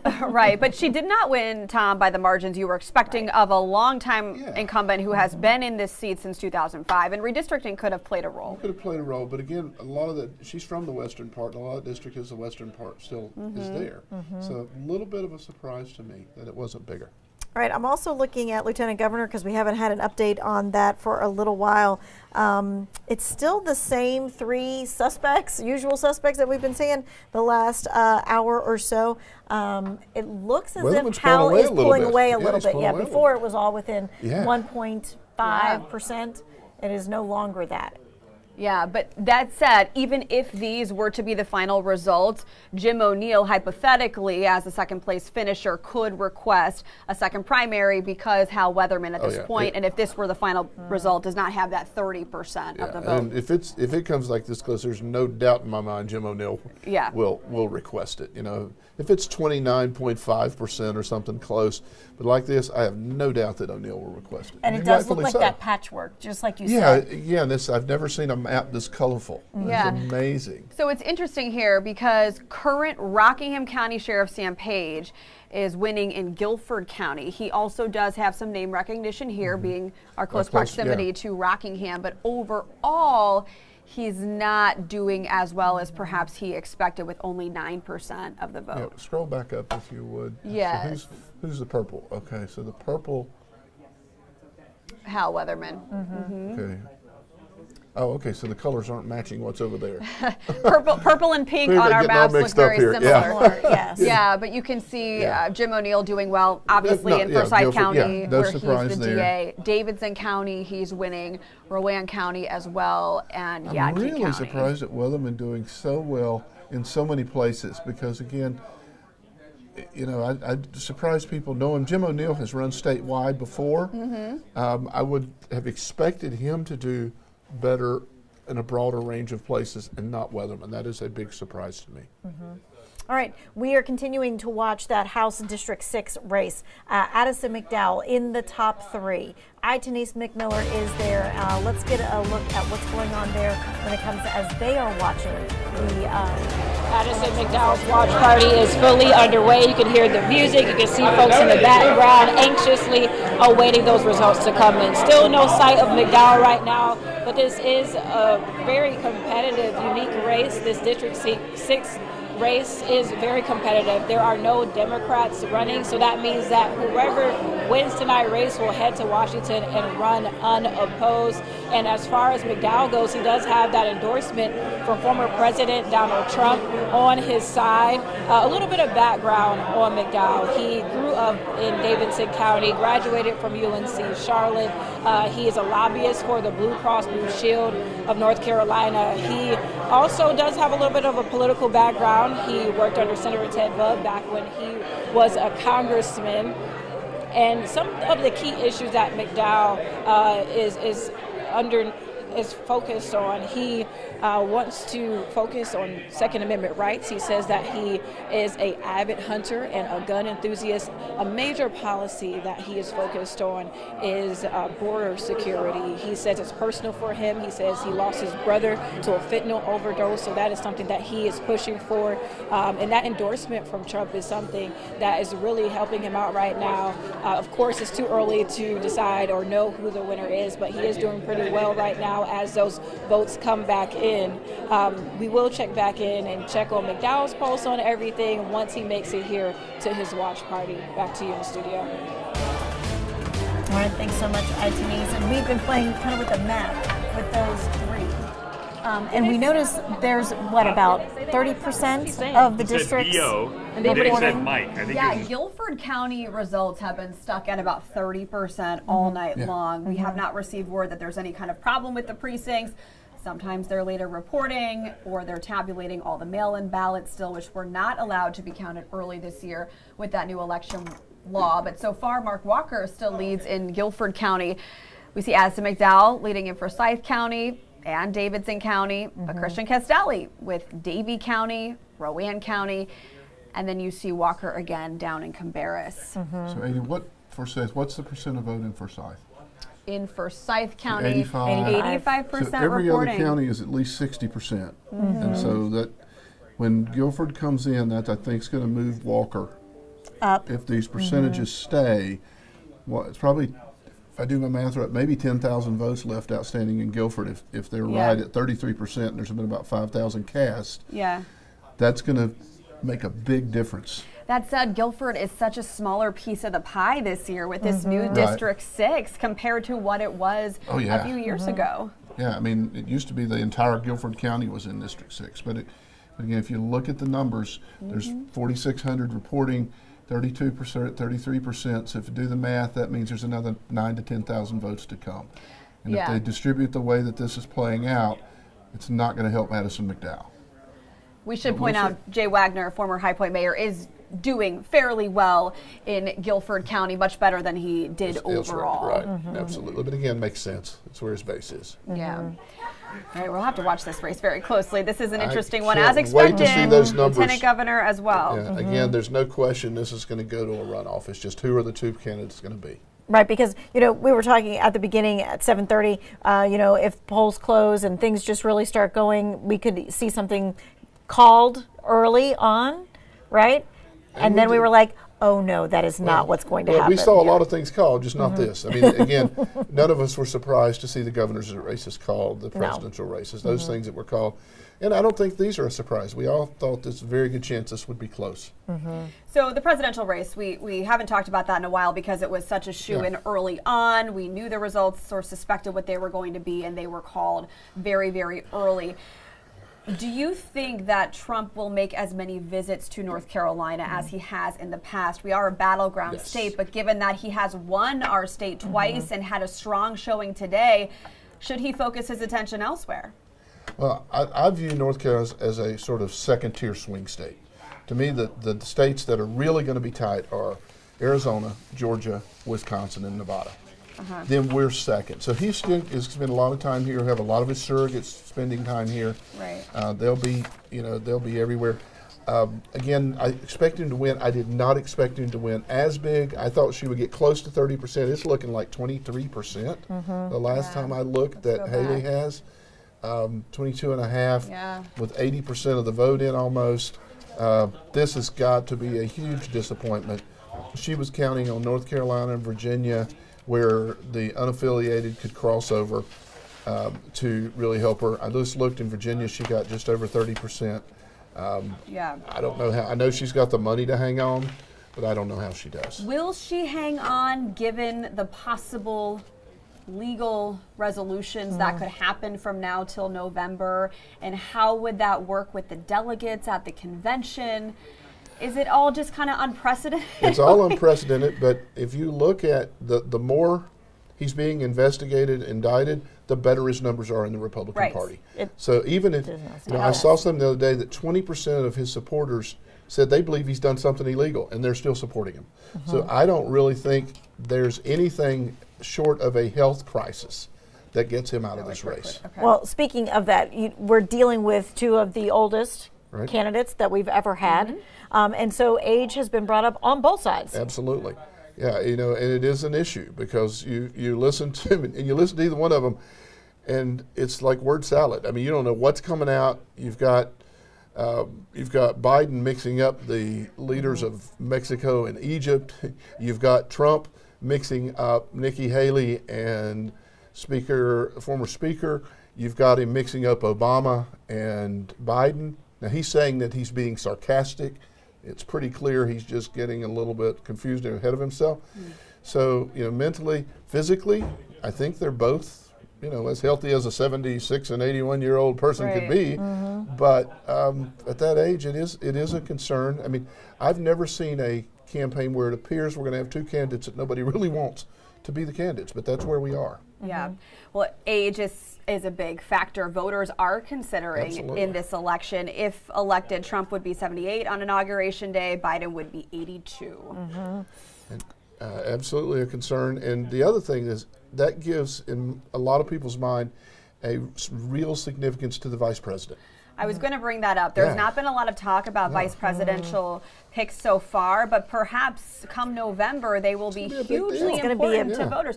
Who do you think Trump's going to pick? Do you think it's going to be Tim Scott? I do. You do? Right now, if you would have asked me a month ago, I would have said the governor of South Dakota, Noam. But from things I'm seeing now, you saw a lot of Tim Scott with him on the stage in South Carolina. Yes. I think he looks, he feels like he's already making some dent in the vote for African Americans, that putting Scott on the ballot might help him there. Right now, I'm leaning towards it being Tim Scott. Okay.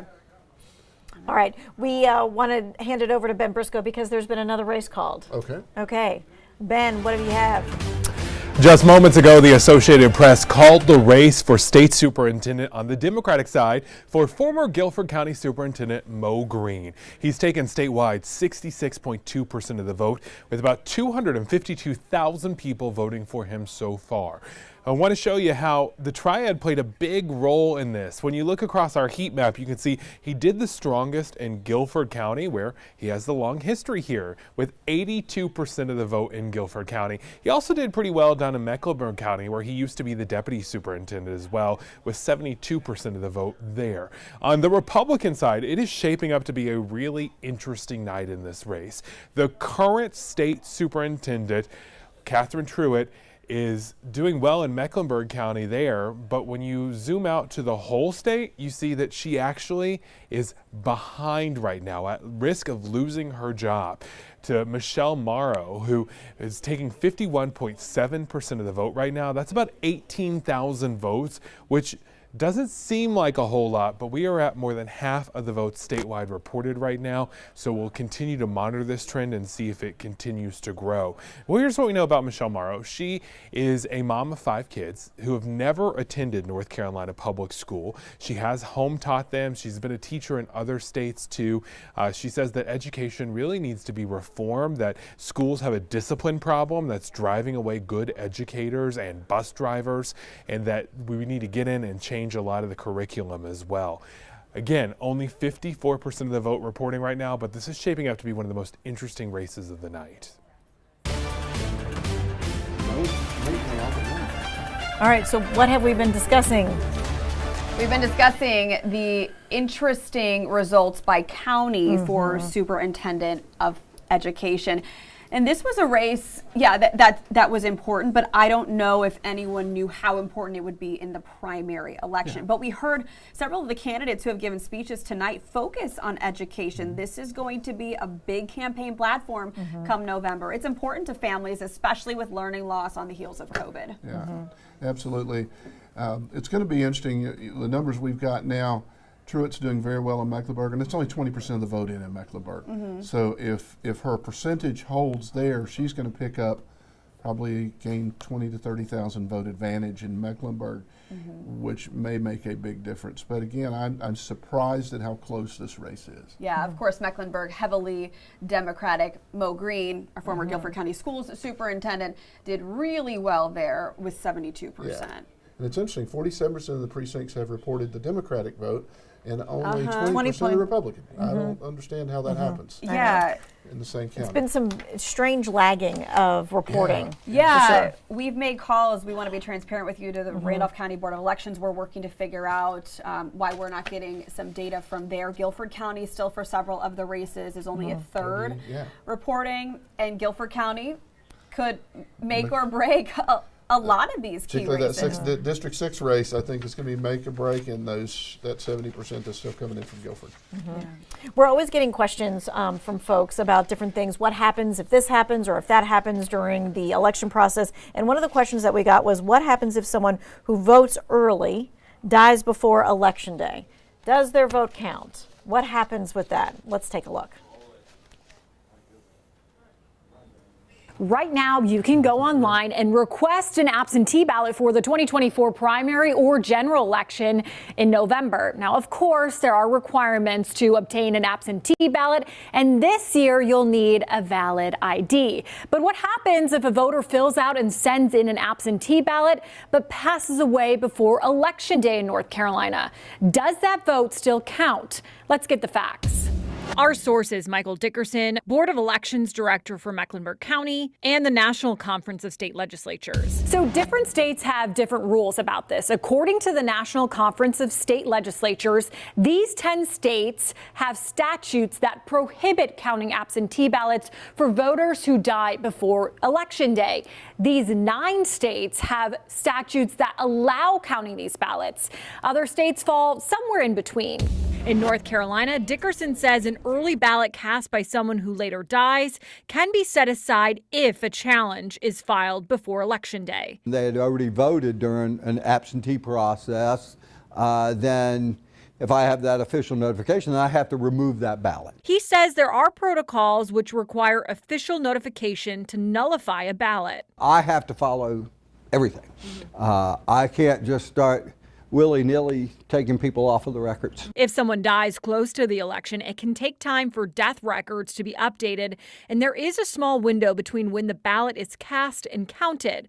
But Dickerson says there have been some challenges in the county when people die before the election. However, he says it's very rare. It's not happened a lot, and if anybody can challenge that in the absentee process, but if it does, it can happen. With your Verify Fact Check, I'm Megan Bragg.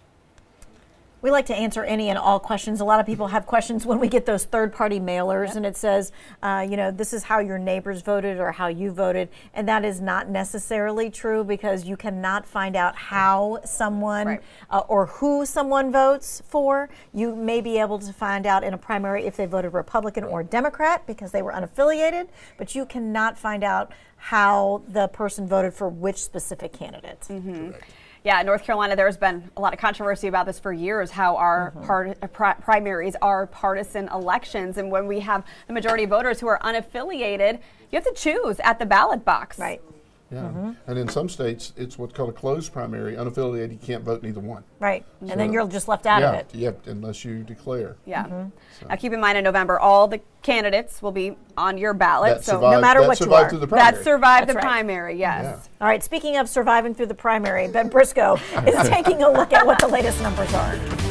I don't know that I'm surviving. I'm sweating over here with all these numbers running around, guys. So we just are getting new numbers in the District 6 race. This is constantly changing. Every 30 seconds there's a new update, it seems like, but it continues to be within small margins between the three. This is one of the biggest leads I've seen all night long, though. Addison McDowell right now at 26% compared to Mark Walker at 23.9%. I know that seems like a very small difference, but that lead is growing.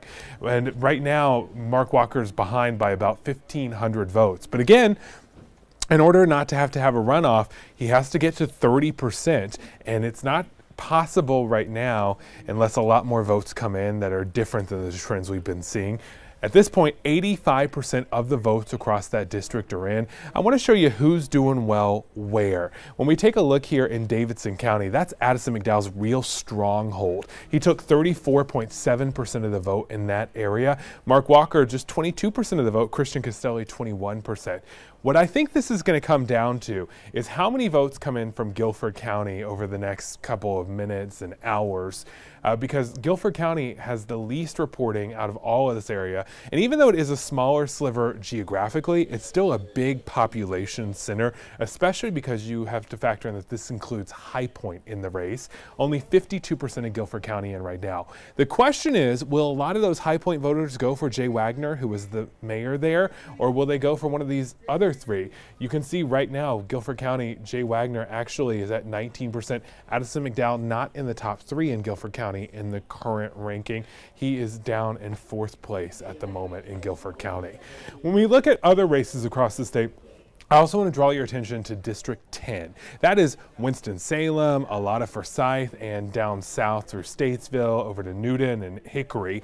This one, another really close race tonight on the Republican side. Pat Harrigan is just with 41.1% of the vote.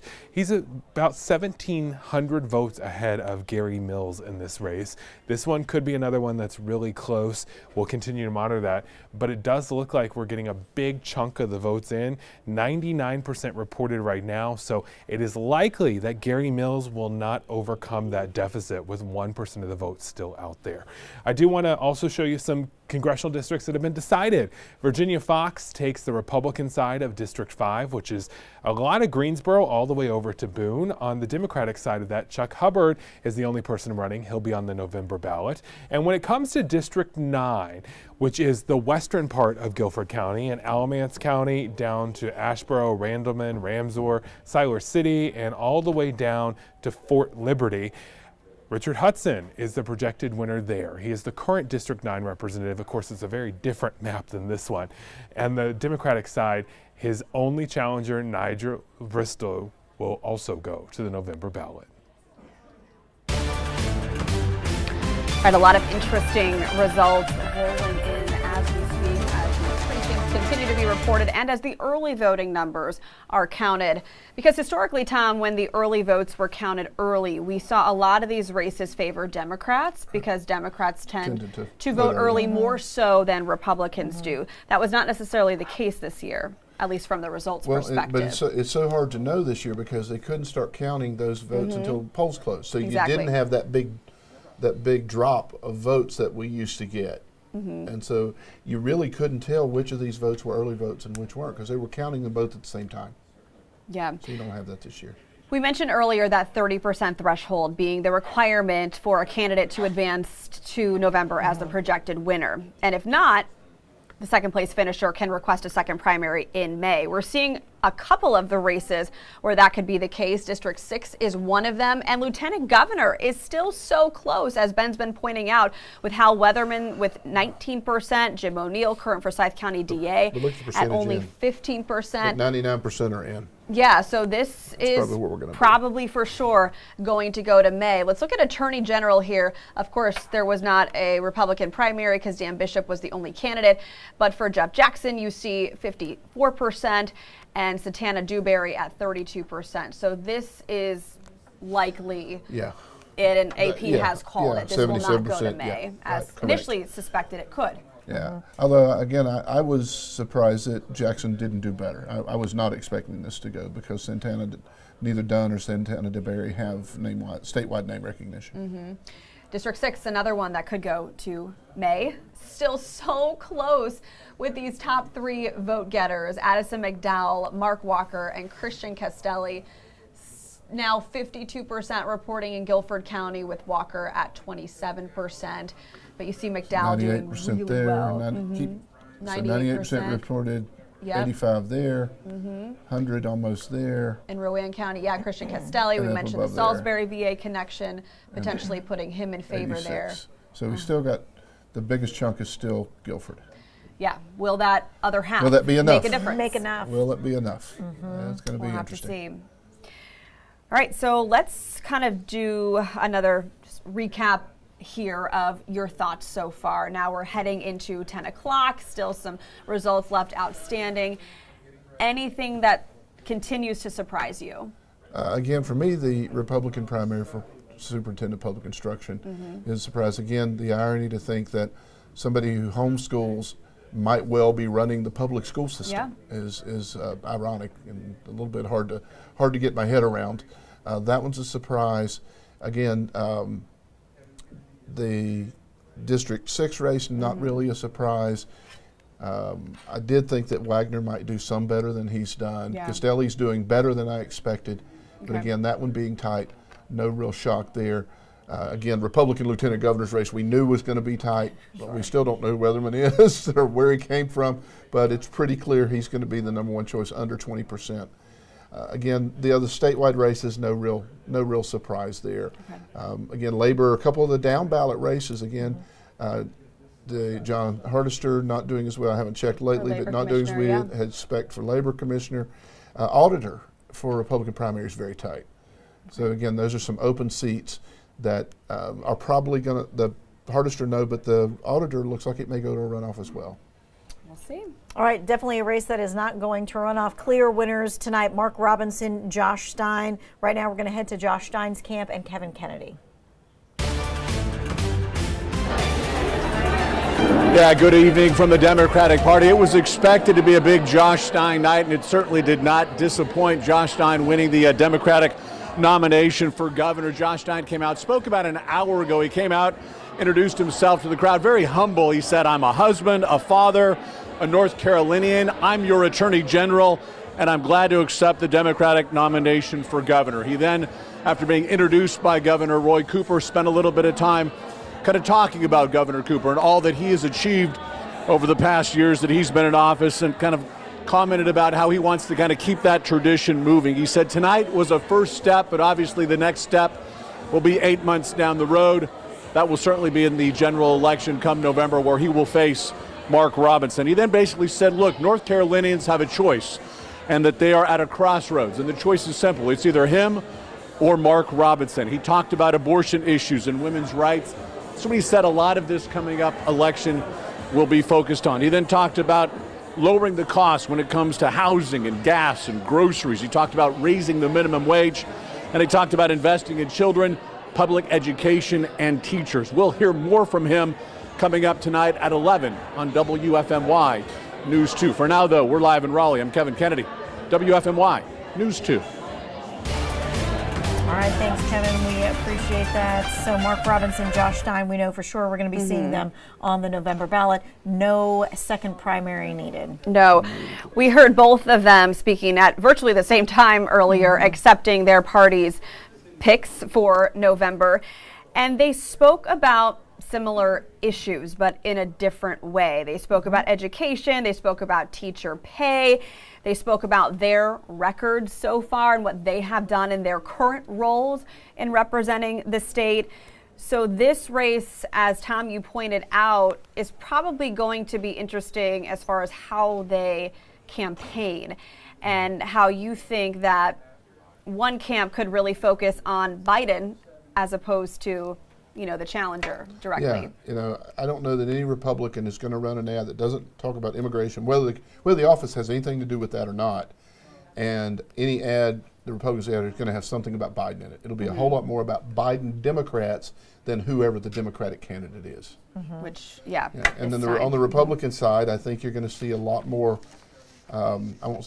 personal ads, which are focusing on the particular Republican candidate. We're going to hear a lot about Mark Robinson. Yeah. We're going to hear a lot. Let's say that Morrow wins. We're going to hear a lot about some of the things that she has said.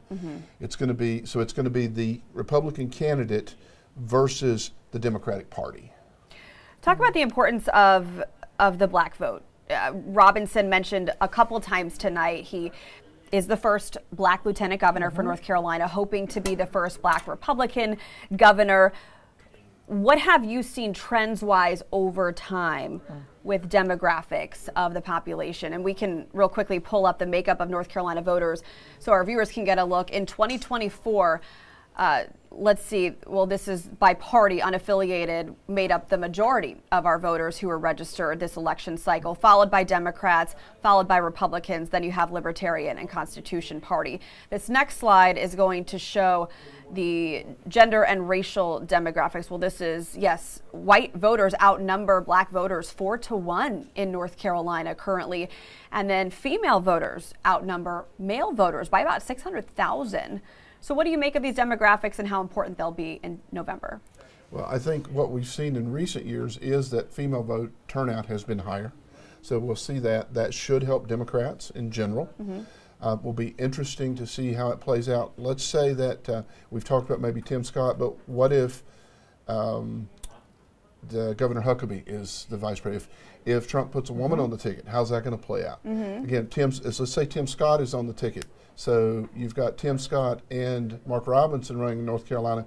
I don't know about female African-American votes. That will, I think, bring over some male African-American votes that might otherwise have gone to to Biden or to Stein, but we've seen this played out before.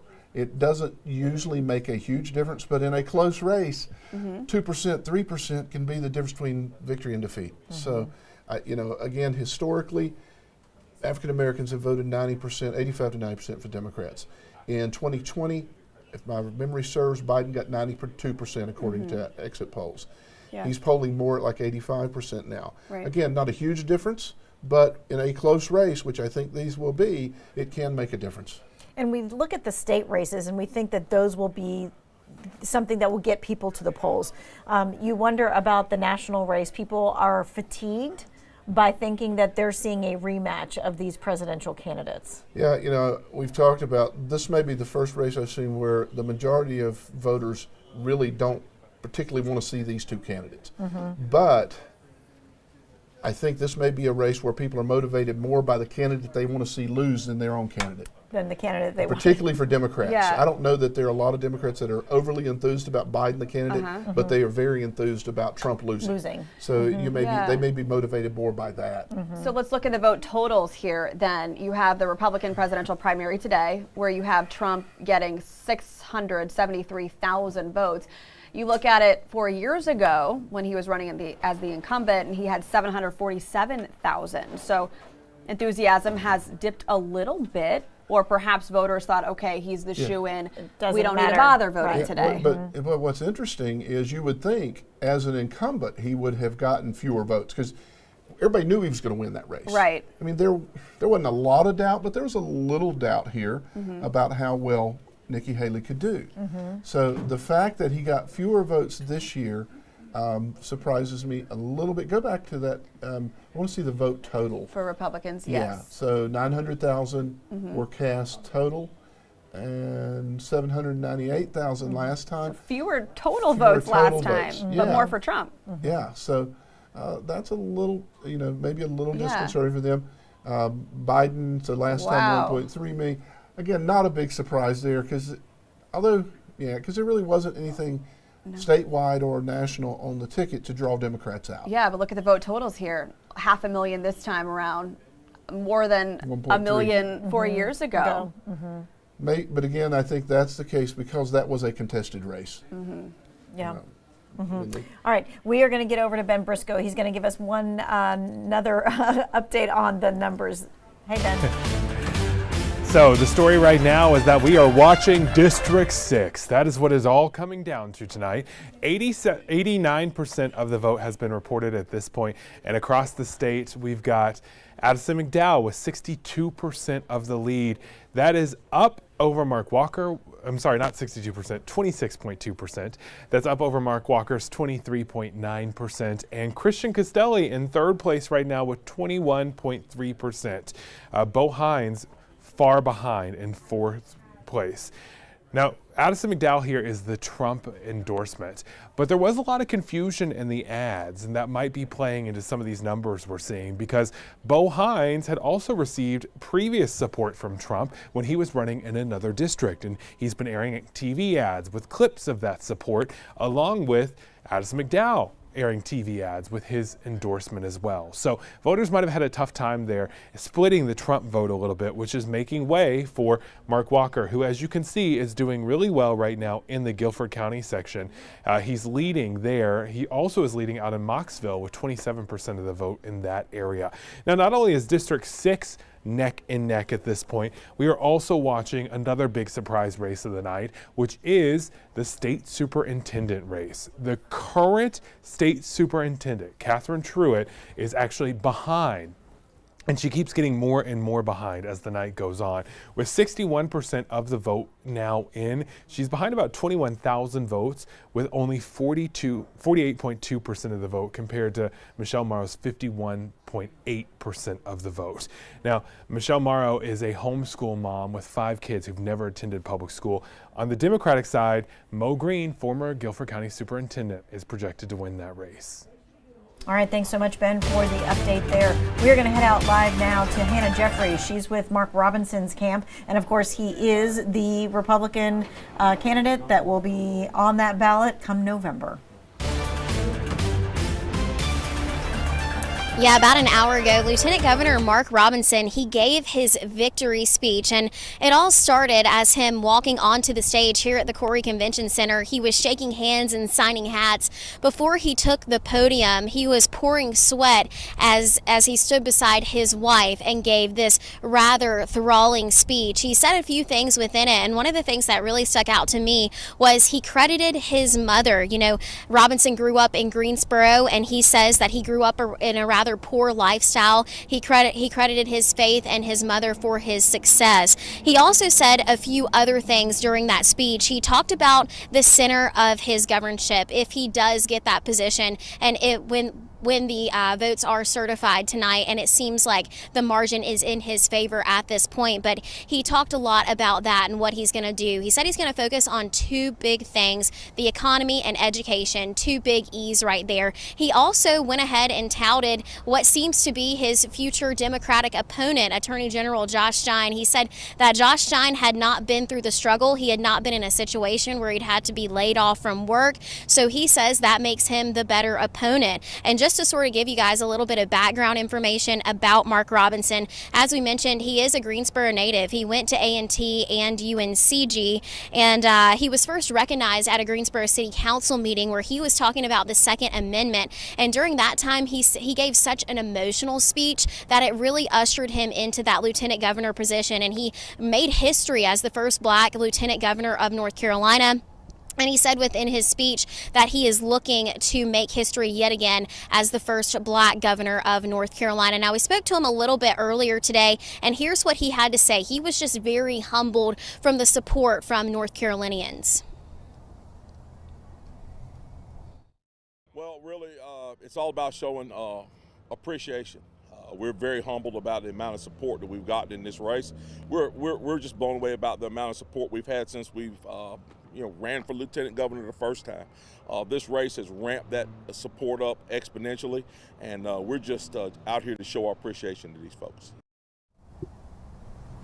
Now, there were dozens of supporters out here tonight just cheering on Robinson. Lots of them have gone on and now have gone home for the evening, and now our eyes turn to November 5th. And that seems to be the race will be between Lieutenant Governor Mark Robinson and Attorney General Josh Stein.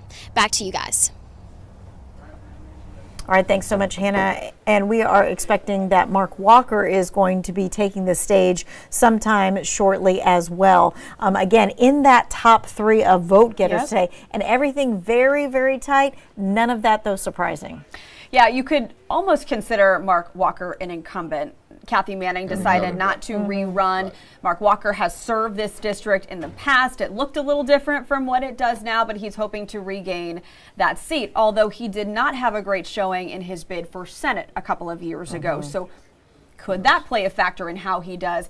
He's still within a very tight margin. And as you pointed out, District 6 easily could go to a second primary in May, and also possibly to a recount to decide who's that second place finisher. Yeah, I think there's no doubt it's going to go to a second primary now. I think with 80% of the vote in or something like that, 87 I think it was, I don't think there's enough numbers out there for anybody to get above 30%.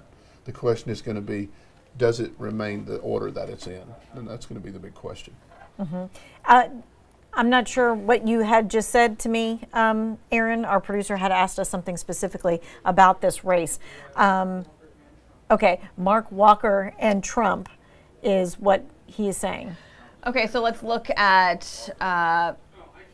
President Trump right now. As we said, this was one of those decisions that was made very early on with exit polls showing what the first votes that came in ultimately showed that he was a hugely effective winner here. Let's listen in as former President Trump speaks But tonight. It's a new category of crime, and it's violent, where they'll stand in the middle of a street and have fistfights with police officers, and if they did that in their countries from where they came, they'd be killed instantly.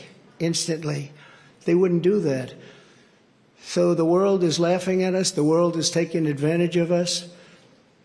3 years ago, we were at a level, we were energy independent, we were going to be very shortly energy dominant, and today we're getting oil from Venezuela. Can you believe it?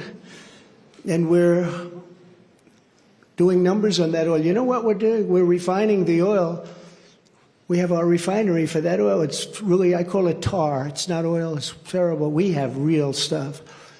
But we're refining it in Houston. So for all of the environmentalists, you ought to look at that, because all of that tar is going right up into the atmosphere. You just ought to take a look. It's the only plant that can do it. We have the only plants that can take tar and make it into oil, and that's what it is. It's a shame. But we were energy independent. We were going to be energy dominant. We were going to be supplying oil to Europe, all over the world, and then a tragic thing happened during the election. It was a tragedy, because you wouldn't have, think of it, all of the problems that you have today, I don't think you would have had any of them. You'd only have success, and that's what's ultimately going to unify this country and unify this party. We have a great Republican Party with tremendous talent, and we want to have unity, and we're going to have unity, and it's going to happen very quickly. And I've been saying lately, success will bring unity to our country, and it happened before. We had the best economy our country's ever had, and people were calling me that I would have said will never happen. It'll never happen. They wanted to get together African American, Asian American, Hispanic American, women, men, people with diplomas from the best schools in the world, and people that didn't graduate from high school. Every single group was doing better than ever before. And it was a beautiful thing. Our country was coming together. Our country was coming together. And now we have a very divided country. We have a country that a political person uses weaponization against his political opponent. Never happened here. It happens in other countries, but they're third world countries. And in some ways, we're a third world country. We're a third world country at our borders, and we're a third world country at our elections, and we have to stop that. All right, former President Donald Trump speaking at Mar-a-Lago about a big night for him, sweeping several of these primaries, if not all of them, as these final votes come in and are deemed official. But we also have some hot races happening still undecided here. District 6 is one of them, as we've been talking about. Mark Walker is speaking right now. Let's check in with him. Traveling to setting up signs. Thank you to my mom and dad. Dad has been at that poll. He'll be 79 in June. I can't get him to leave it off there. So Dad, thank you very much. Appreciate that. Very proud of them. So tonight, you're not wrapping up anything. The best way to do it is just say stay tuned. This is the first time ever I've had to go head to head with a lobbyist, but I'm looking forward to it to represent the people of North Carolina. God bless you. Thanks for coming out tonight. Thank you. Thank you.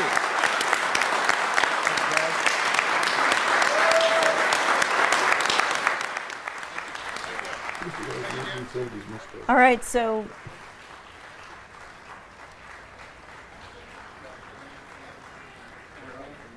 you just heard from Mark Walker there, and what he said to those who are there for him was, you know what you need to do? You need to stay tuned.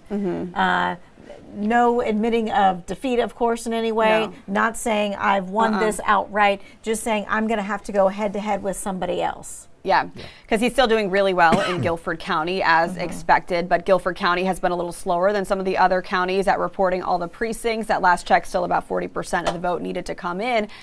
However, Guilford County is a smaller piece of the pie this year in the new District 6 than it was in the past. Yeah. And so, I mean, this is one of those things where, like you said, not a surprise, going to be another primary. That's going to happen in May, so you're going to see these names once again. It'll be interesting to see. Do you think that Trump will come once again?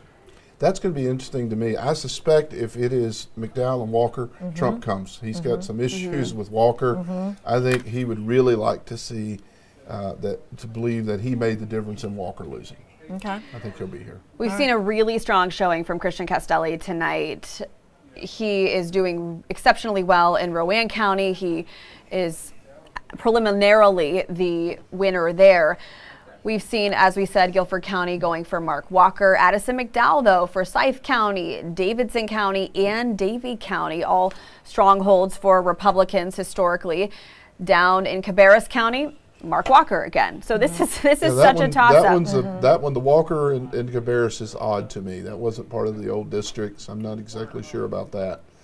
But I think he has the name recognition of having having served served in statewide. District 6 in the And past. running statewide. Yeah, so if you're a voter, you're perhaps unfamiliar with the other candidates. You know him from serving in District 6. You know him from his attempt to run for Senate in 2022, the race that ultimately Ted Budd won. But he did a lot of debates and speeches and campaigning in that. So name recognition can matter, especially in a primary when you have and it's lower a pretty voter small, turnout. I mean, it's a small chunk of the vote, so it's really, Yeah.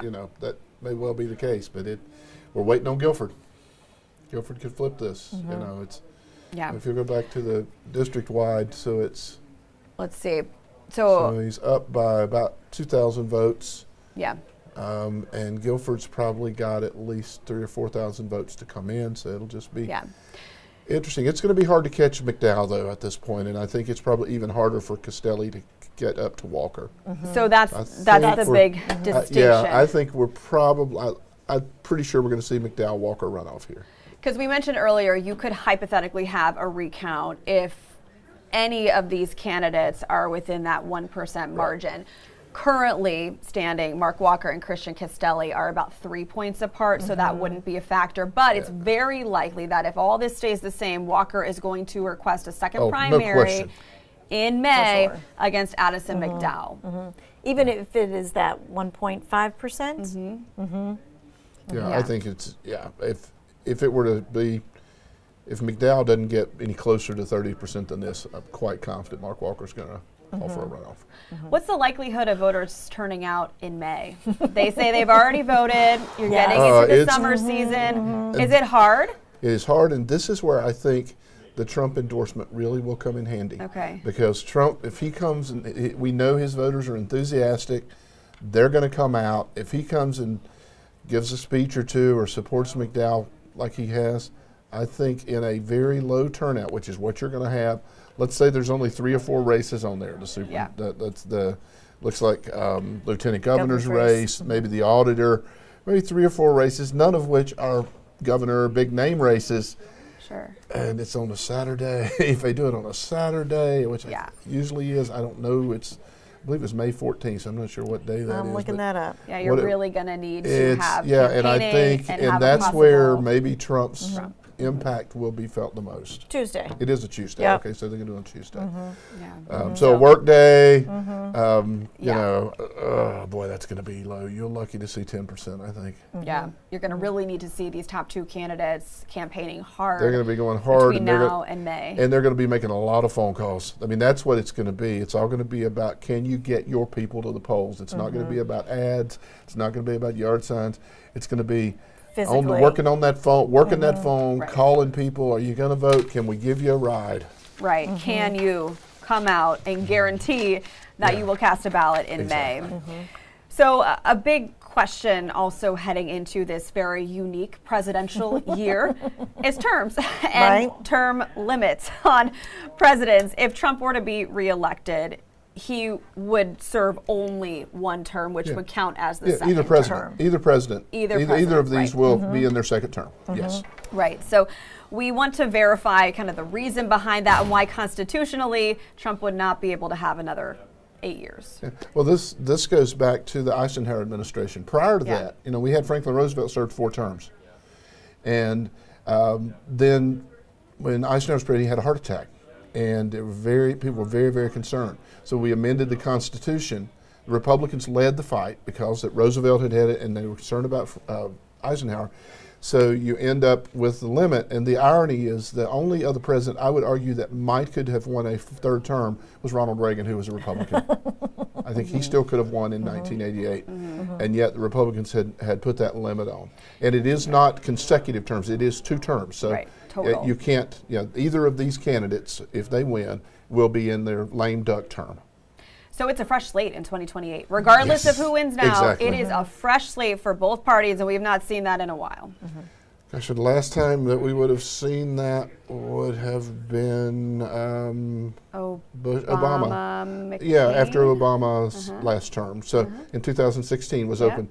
And, you know, if you go back and look, there were like 15 candidates per party at the start. You imagine that, and I suspect we'll be there again. Particularly a lot of these Republicans that ran this time are kind of sitting back. But again, the direction the party's moving right now, you don't see a Nikki Haley, don't some of those who were more establishment. I'm not sure where she goes from here. And on the Democratic side, boy, the bench right now, I mean, you've got the governor of Illinois, you got the governor of California, you got the governor of Whitmer in Michigan. There's even talk about Cooper as a VP, if not a presidential candidate. A lot of people I've heard talk about the dream ticket is Whitmer, the governor of Michigan, and Cooper. So you get a Midwestern and a Southerner, Midwestern woman, Southern. You know, Cooper's never lost he's never lost a campaign in his career. So, you know, but boy, 4 years is a long time. You know, I have no idea. You know, what can happen in that amount of time, you know, and how the landscape's going to change. Exactly. You know, nobody had even heard of Barack Obama. Right. He gave a great speech at 2004 Democratic Convention. It's the first time I had heard of him, but nobody thought much about it, and he becomes the nominee in 8. So you don't know what these next 4 years are going to bring. Again, the landscape may change. Let's say that Trump wins and things don't go well. Maybe the party, because I think whoever's the president, we're going to have some kind of economic downturn in the next 4 years just because of where the stock market has been on such a tear.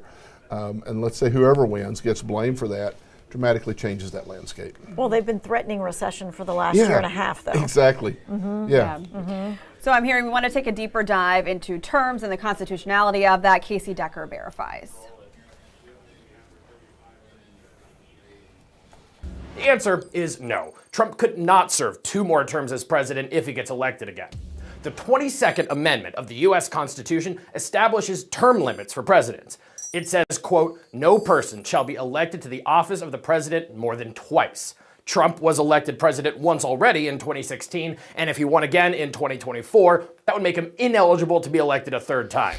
Only one president has ever served 2 terms that weren't back-to-back, Grover Cleveland. He was first elected in 1884, but lost in 1888 and ran and won again in 1892. With your Verify, I'm Casey Decker.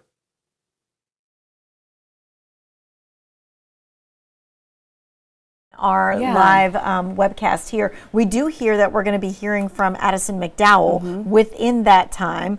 It will be interesting to see how he also talks about what is happening with the votes. Yeah, and he is currently still leading District 6, but not by much. Just a 2-point difference in spread here between Addison McDowell and Mark Walker overall. Christian Castelli is still very competitive in 3rd place.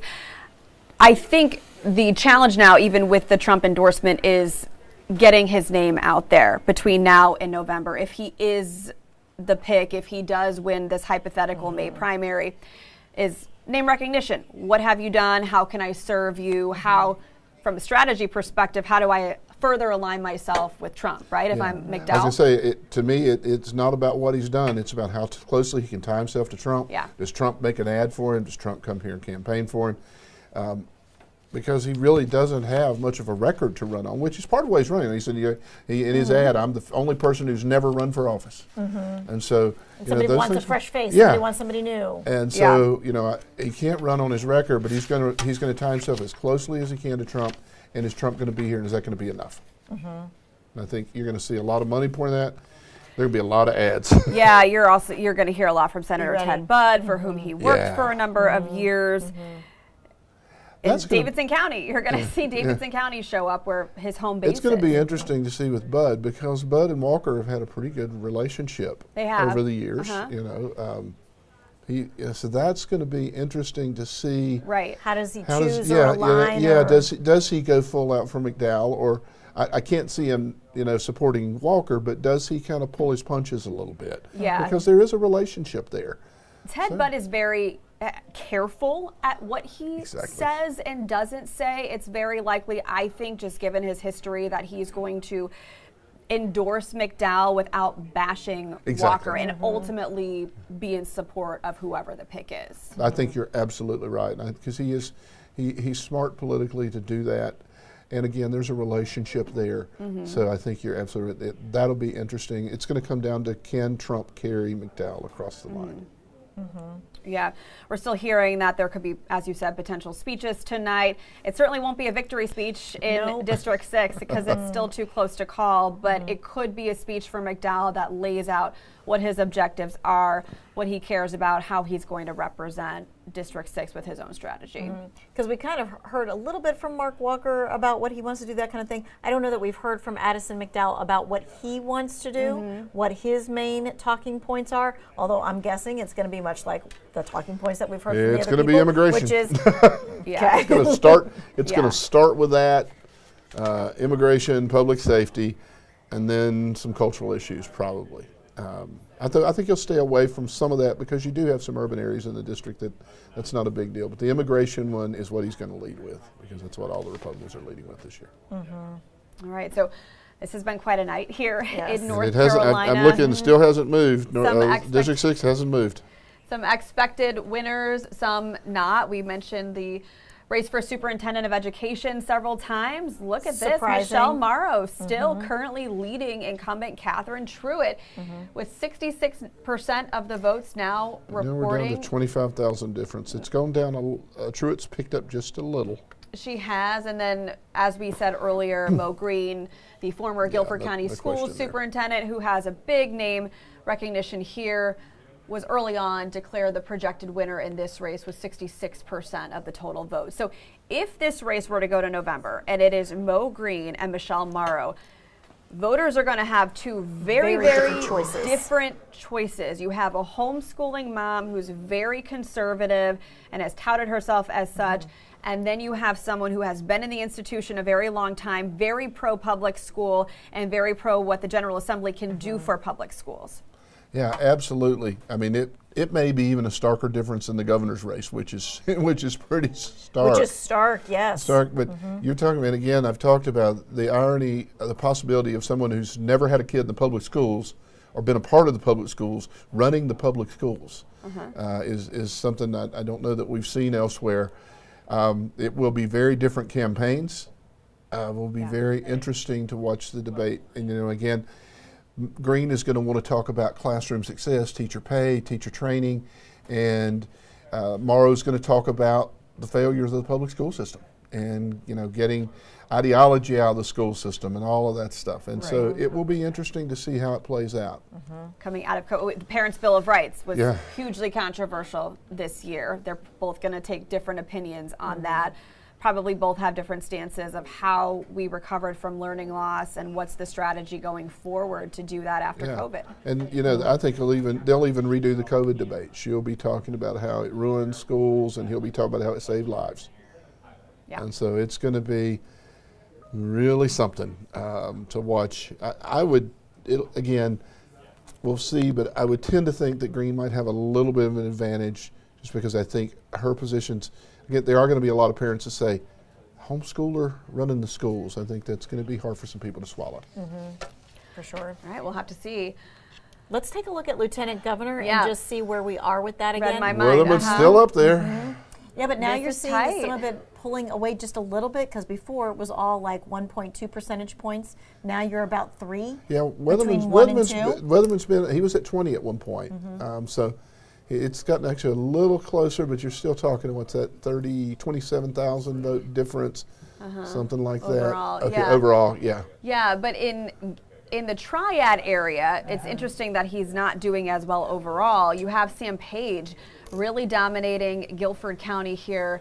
You have him obviously dominating Rockingham County, where he's a long time respected sheriff there. Stokes County, Caswell County, and Randolph County now, which these numbers got reported to us, are showing Hal Weatherman, but a virtual tie here. 3 vote difference. But it's funny, we went from nothing in Randolph to all of it. All of it. Yeah. Yes. Yeah. Interesting.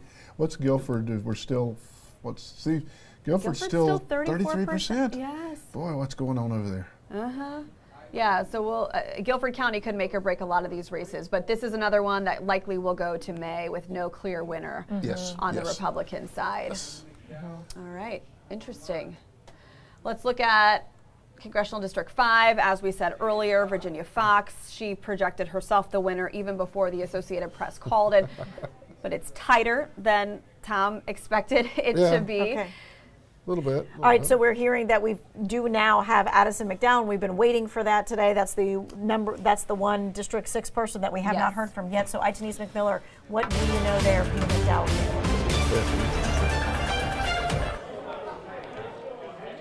supporters have been here all night in Bermuda Run waiting for McDowell to show up here and take the podium. He is expected to show up here in the next 10 minutes. It has been a tight race for the North Carolina 6th Congressional District seat. We actually heard from someone that represents McDowell that has said that Bo Hines gave Addison McDowell a call saying that he conceded to him. Bo Hines is one of the 6 folks running for this District 6 seat. We are excited to hear what McDowell has to say. He is the only candidate in this race that has been endorsed by former President Donald Trump. It seems that that has really worked in his favor and has gotten him a lot of votes at the polls today. Again, we will be expecting to hear from him shortly. We will have his speech online, and we will have some clips from some of his speech as well coming up at 11. Back to you in the studio. All right, thanks so much, Denise. Yes, that is the one that we were waiting for to hear from, to see what the mood would be there, what the talk would be from there. It looks like we'll be waiting for just a little bit longer. Yeah. Maybe we'll see that like right at 11 o'clock. Yeah, and we'll bring that to you on WFMY News 2 at 11 as we get it. Still, District 6 is the really tight race this year. And we thought it was going to be not a surprise that it's tight. In my mind, maybe a little bit surprised that Wagner didn't do better, and Castelli did better than I expected, and Wagner did not do as well as I expected. I think it's important to point out that, as we mentioned, a lot of our triad voters who previously voted in District 6 did not see it on their ballots this year. And we're surprised. Yeah, and we're surprised by that. So for these candidates who don't end up winning District 6, I think this is still an opportunity for them tonight to get their names out there, let voters know, hey, I'm going to continue my path in politics, and you could see me again. We'll see me again. So it could have been, somewhat for some of them, a strategic move to say, I'm going to go for this. You won't see the last of me. Yeah, I mean, we know that some of the kids, although, with the exception of McDowell, all of these are folks who've run before. Yes. So these, and again, the interesting thing is the one who hasn't run before is the one that's leading. But you've got Wagner, you've got Castelli. I mean, these are folks who've done this before, and they'll be back, but it's not like they're new to this game. Yeah. So it'll be interesting to see, you look at like a Bo Hines, does he look and say, I've given it 2 shots.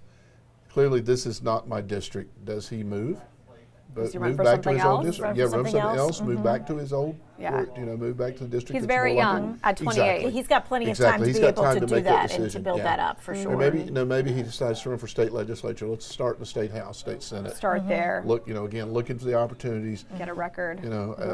At some point, some of these older, like Phil Berger, at some point is going to step down, and Right. That's not his district. But some of these folks, the senior members, and you look for those. I mean, politics is about opportunity and timing. So you're looking for that opportunity for it to happen, and so we'll see. Thank you so much for joining us. Yes. As always, you provide the context, you provide fun. all of the thoughts and ideas of what's going to happen. And thank you for joining us for this special digital edition of WFMY News 2 Primary Election Night. We'll see you in a few minutes for WFMY News 2 at 11.